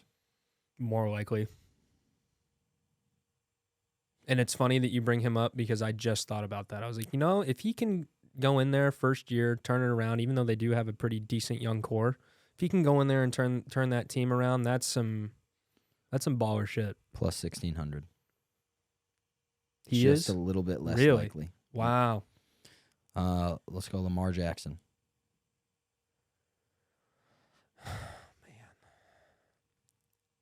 Man. Again, Ravens did get some good young talent here in the last year or two. I'm going to say more likely. Yeah. Well, same odds, plus 1,500, but yeah. Oh, okay. He's higher on the list. Okay. We'll do 2 more. Tua. Oh, Tua's got to be least likely. Less likely? Yeah. He's plus 20. Less likely. Plus 22. Yeah. They don't even know if he's going to be able to make it through the season. Like, Tua, in my mind, is one hit away from having to retire. Like, one awful, equivalent hit to something he took last year to retiring. And then, Like, if Andrew Luck retired, Tua's not that far away. Justin Fields. I feel like you're giving me this one to screw with me. Everyone is talking about Justin Fields is going to be having a breakout season. His Yep. passing game is going to be unlocked and blah, blah, blah. I think other than his fantasy upside, he's going to be a fucking letdown. I'm going to say, just to go out there on a limb, I'm going to say that he's more likely on the sports books than Trevor Lawrence to win MVP. Don't climb trees, dude. Stay off limbs. He's way less likely. Okay. Well, I thought you were giving me a curveball there, but no. Less likely. Yeah. That makes sense. I stand by that one. Plus 2,000. Yeah. And then guys like Deshaun Watson, Dak Prescott, Jared Goff, all of them are down lower. Brock Purdy, Kirk Cousins is plus 5,000. How crazy would that be if the Vikings win the Super Bowl? Honestly, That would be insane, dude. a lot of people, including our good friend Dallas, thought last year that the Vikings were frauds, despite their success. And if you look at their team or their schedule from last year, you might have a case. Why did they not play a very hard schedule? Not at all. So I'll read you the schedule from last year for the Vikings as to who they beat, and you tell me what you think of these guys. Okay? I know the Commanders and the Bills for sure. Preseason. Okay, so game 1 was against the Packers. So you beat Aaron Rodgers. Cool. Beat Aaron Rodgers, but that Packers team wasn't very good. And then they got blown up by the Eagles 24-7. Yep. They beat the Lions, which the Lions were pretty decent last year, but I'm not going to say they were middle of the pack. Jared Goff's not the best quarterback. No. And then they beat The Saints. Saints weren't really anything Bears. special. Bears weren't anything special. Dolphins. Dolphins had their moments. Cardinals. Nothing special. Commanders. Totally nothing special. Sorry, Noah. Beat the Bills by 3. That Bills game was crazy, dude. Yeah. Cowboys, they got blown out 40-3. They beat the Patriots. Sorry, but your Patriots aren't shit either. No, they sucked last year. They beat the Jets. Jets had a good defense last year, but beat the Lions, or lost to the Lions, so split with the Lions. Split with the Lions. Split with an average team. By the grace of everything unfucking holy in the world, they beat the Colts last year in the craziest, biggest comeback in NFL history. God damn it. Yep, that one was wild. Win, lose, or tie. I'm a Colts fan until I die, except on December 17th of 2022. Timeout. You know what makes that hurt just a little bit less? Because the Colts are like probably my second favorite team, obviously, since like Indiana and stuff. You know what makes that hurt just a little bit less? What? Is the Kansas City win that happened at home for the Colts. No, it doesn't, because it doesn't mean anything. It was still fun, though. I guess. It was badass. You know what doesn't make that feel better? The fact that you're a Patriots fan through and through, and you're like, yeah, but my second favorite team is the Colts. Oh, you mean rivals? Like two big, giant rivals? Yeah. Yeah. Eat shit, dude. It might be a little contradictory, but here we are. A little? But here we are. Man. Giants, dog shit. Not good. Then they got beat up by the Packers, 41-17. Then they they split with the Packers. Yeah, then they beat the Bears again, and then they lost to the Giants in the wild card round. So, like, were they that good last year? I know they were 8-1 at one point, but like, let's see, This is one, without 2, me doing 3, any research 4, to make 5, this comment 6, and just making it right 7, now. 8. Yeah, they were 8-1. I don't think that the problem of that Vikings team last year was their offense. And I have nothing factual to back that up. I have no stats. I have nothing. I'm just thinking back on like last year, just thinking about it. Mm-hmm. I really don't think the offense was their problem. Vikings. I could be completely wrong. Not the first time I will have been wrong on this show, but that's my personal take. So last year, the Vikings were 8th in points per game, so you might be right. They averaged 25 points a game. So I mean, top Not 8, bad. top 8 out of 32. Yeah, You're in the top 4th of the. You're in the top 25% of the league. that's a good spot to be. It's a good spot to be. You might be onto something there. Because you couple that with the top 10 defense, and I mean, you're, But- like if you could. But in the games where they, where they played good teams, top 12 quarterbacks, they got beat 24-7. That was the Eagles. The Eagles also had a really good defense that year. Yes, it did. Cowboys 40-3. Cowboys had a pretty decent defense. Really too. good defense. Yeah. And then Aaron Rodgers 41-17. So like, Yeah, and that one's an outlier. if if they, I don't know. I don't know why the offense struggled in this. Because like, what's their defense? What was their defense ranked last year? The Vikings. That's like my last point about the Vikings that I kind of want to see. 2022 Is just where their defense fell. They had a top 8 offense, top 10 offense, rankings. scoring 25 a game, and then statistics. because I know this year in fantasy, like their defense did not go high at all. I don't think. To the Vikings? Yeah, Shouldn't. I don't think their defense went high in our draft at all. Shouldn't. 2022 NFL defensive rankings. According to NFL.com, last year. Well, that doesn't fucking. Just Nothing? tell me the rankings, dude. Jesus.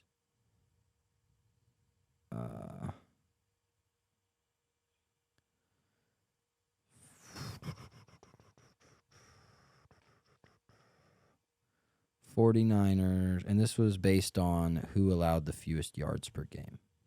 Okay. Or here, we'll change it up. We'll say who allowed the fewest points. Yeah. How about that? Yep. Perfect. The Minnesota Vikings allowed. I just saw them. Where did they go? They allowed the third most points. See, So well, they were tied for the third. They were tied with the Colts and the Lions at 427 points. that could be part of it. So the offense averaged 25 points a game. The Vikings defense allowed 25 points a game. Yeah. So, And actually, here you go. The Vikings offense averaged 24.9. I rounded it up because it's 25. sure. And their defense allowed 25.1. So really, they So should really, have lost. They should have lost more than because they you won. can't. Yeah, it should have been 24 and 25. Now, those two 40-point games really skew that. Yeah, those are outliers. But you get blown out, you get blown out. Yeah. So. Well, their comeback kind of makes that an outlier as well. Their comeback against the Colts kind of skews that as well. So, Fuck. yeah, I don't know. Whatever. I think if they get a better defense, I mean, that's just a take off the dome. But if they can improve that defense and keep that offense where it is, I think they got Justin Jefferson and Jordan Addison are going to be a problem this year. Yeah, I think they got a good shot. Going to be a problem. Who do you think? This is completely random. You don't even have to answer this if you want. We can cut it. Who do you think has the best receiving core in the NFL? All right. Like, who has the 3 best receivers? Who you think? Because I know my answer, but I want to see what you think. There's a really strong case that the Seahawks have it. Not at all who I was expecting you to say. DK Metcalf, Tyler Lockett, and Jackson Smith and Jigba are an elite group of 3 receivers. Doesn't matter to you that Lockett's getting a little bit older? Not He's like 33 or not 34, for I think. this year. Because DK is like Devontae Adams is also like 30-something. True. Man rips off 1,000-yard seasons and is consistently a top 5 receiver. True. Tyler Lockett's not that. And I don't think Tyler Lockett or DK Metcalf are particularly elite receivers on their own. But that core, Yeah. and I will say this, JSN, Jackson Smith and Jigba, he's going to be the number 1 option by the end of the year in Seattle. Just wait. I really wanted him in our rookie draft. You heard it here first. Just wait. Also, if you're talking receiving core as a whole, tight ends included, not just receivers, Oh, okay. 49ers have a strong case. Yeah, 49ers George for sure. Kittle, Brandon Ayuk, Debo. I was more Christian so just talking about McCaffrey, like receivers. Yeah, I know. That's why I changed said it, but, Seattle. Who's your thought? Who are you gonna say? My initial thought is the Bengals. I really like Chase Higgins. Higgins, and Boyd. I really like those guys. Yeah, but What? Tyler Boyd's not a tight. No, Hayden Hurst is the tight end. Tyler Boyd's usually their slot, I feel like. Yeah. But yeah, no, I really like the Bengals 3 receivers a lot. Yeah. That's the it helps first. with Jamar Chase being Jamar Chase. Yeah. And T. Higgins could be a number 1 option on a lot of teams. So Oh, if he went to the Patriots, he'd be a number 1 option for sure. that's what I'm saying. No, but their number 1 option right now is Juju. But I'm making your point. I Yeah. mean, if he went to the Patriots, he'd be the number 1 before he even stepped foot in the building. Let's see what the internet has these ranked as. NFL receiving core. Yeah, let's look this up and then we can move on. Receiving corp rankings 2023 heading into this season. Allow.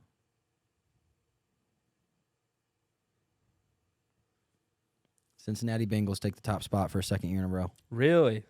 Wow. And this is according to Pro Football Focus. And they're I'm gonna very be highly regarded. totally honest with you. Didn't look that up. Philadelphia Eagles next. That's a good one. Oh, the Mhm. Miami Dolphins. Yeah, the for Dolphins sure. are stacked. 49ers are 4th. Seattle Seahawks are 5th. Wow, nice, Everyone we said is top 5. nice. Cowboys are 6th. Interesting. Really? Michael Gallup. I mean, CeeDee Lamb's elite, and then the Vikings are 7th. Okay, but this is also taking into account tight ends.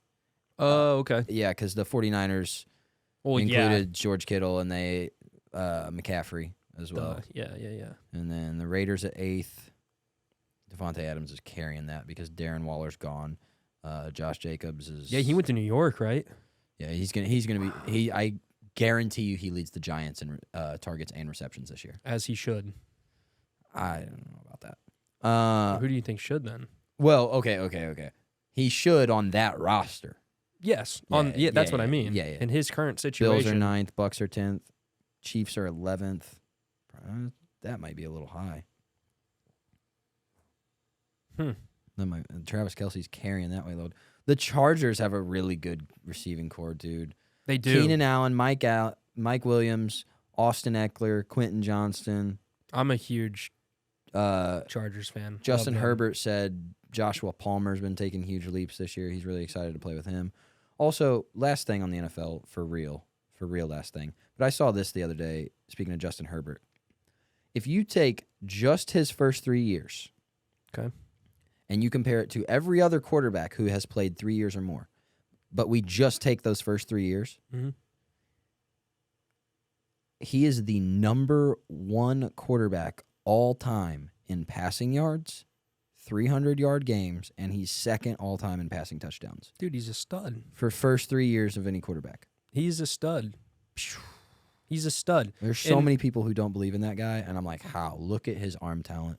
Watch him throw the ball. He's so talented, dude. And he's smart. He's so talented. And he's smart. The other, like, I think that is something at the quarterback position. That is one of those, intangibles that they talk about, you know? Yeah. Like your brains. Like, you just got to be a smart dude. 14,089 yards in first 3 years, 22 300-yard games, My God. and 94 passing touchdowns.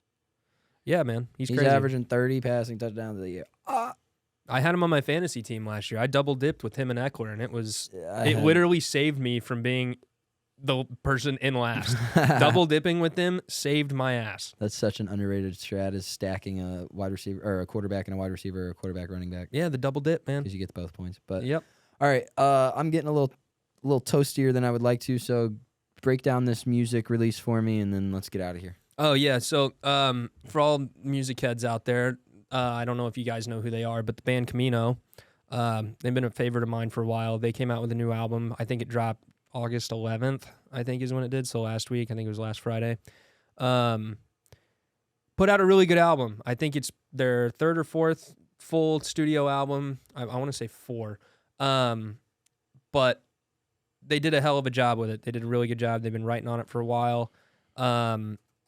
They have like a very nice vibe of like the rock alternative indie side, but then they also do a really good job of incorporating pop and like electronic type stuff too. A couple tracks, See You Later is a really good one that kind of showcases the poppier side of them. Novocaine as well kind of teeters that line between poppy and rock. Then you've got Told You So, which gives you more of the rock side, alternative side, we'll say. So yeah, they did a really good job with the album. I think they did a very nice job of having select songs be a little more alternative based. They had select songs be a little more pop based, and then the other ones that don't fall into either of those categories strictly, they did a very good job of blending the two genres together. Heck of an album, came out last Friday. They don't pay me to say this, just a big fan. If you guys haven't heard it, go check it out. It's on all the streaming platforms. They seem like really good guys too. I've followed them for probably the last 6 years now. Seem like good guys. Think they started in Memphis. But yeah, go give them a listen. Good stuff, good vibes, good fall summer vibes. Yeah. I got some good end of summer vibes for you. Yeah. That man Double A just dropped the new track. Yes, Our local hero. Yes, he the did. man himself. By the way, Just cannot wait to see his new storefront. So excited to see Naptown Thrift in a bigger space. dude, we need to go. We need to go together. Like whenever it. Yeah, I was like, it's not open yet. Hold your horses. No, when it opens though, we need to go together. For sure. So this is it's called You Like. It's by Double A and I don't know who else. I'm just gonna tell us in a second. But it's kind Thanks of for hanging fire. out with us today. We went a little long. We did like a double show today. Did a but, double show. You know, it was good. If you're homeless, stay away from the tap. Take care, everybody. Ay, I got the drip that you like. I'm with the click that you like. We going too high, real high. We been the shitting that you tight. I got the drip that you like. I'm with the click that you like. We going way up. I'm in your city for the night. We make it live, bro. Run it back one more time. Got the sauce on a million. Got them feeling the sweat and I'm putting together so easy. The colors chameleon. They gon' keep playing crazy. I'm brilliant. And if they let me out, I'ma kill again. It's just me and my brother. We one in the same. Got them litty as dinner, a synonym. Ay, back in my zone, huh? You can hear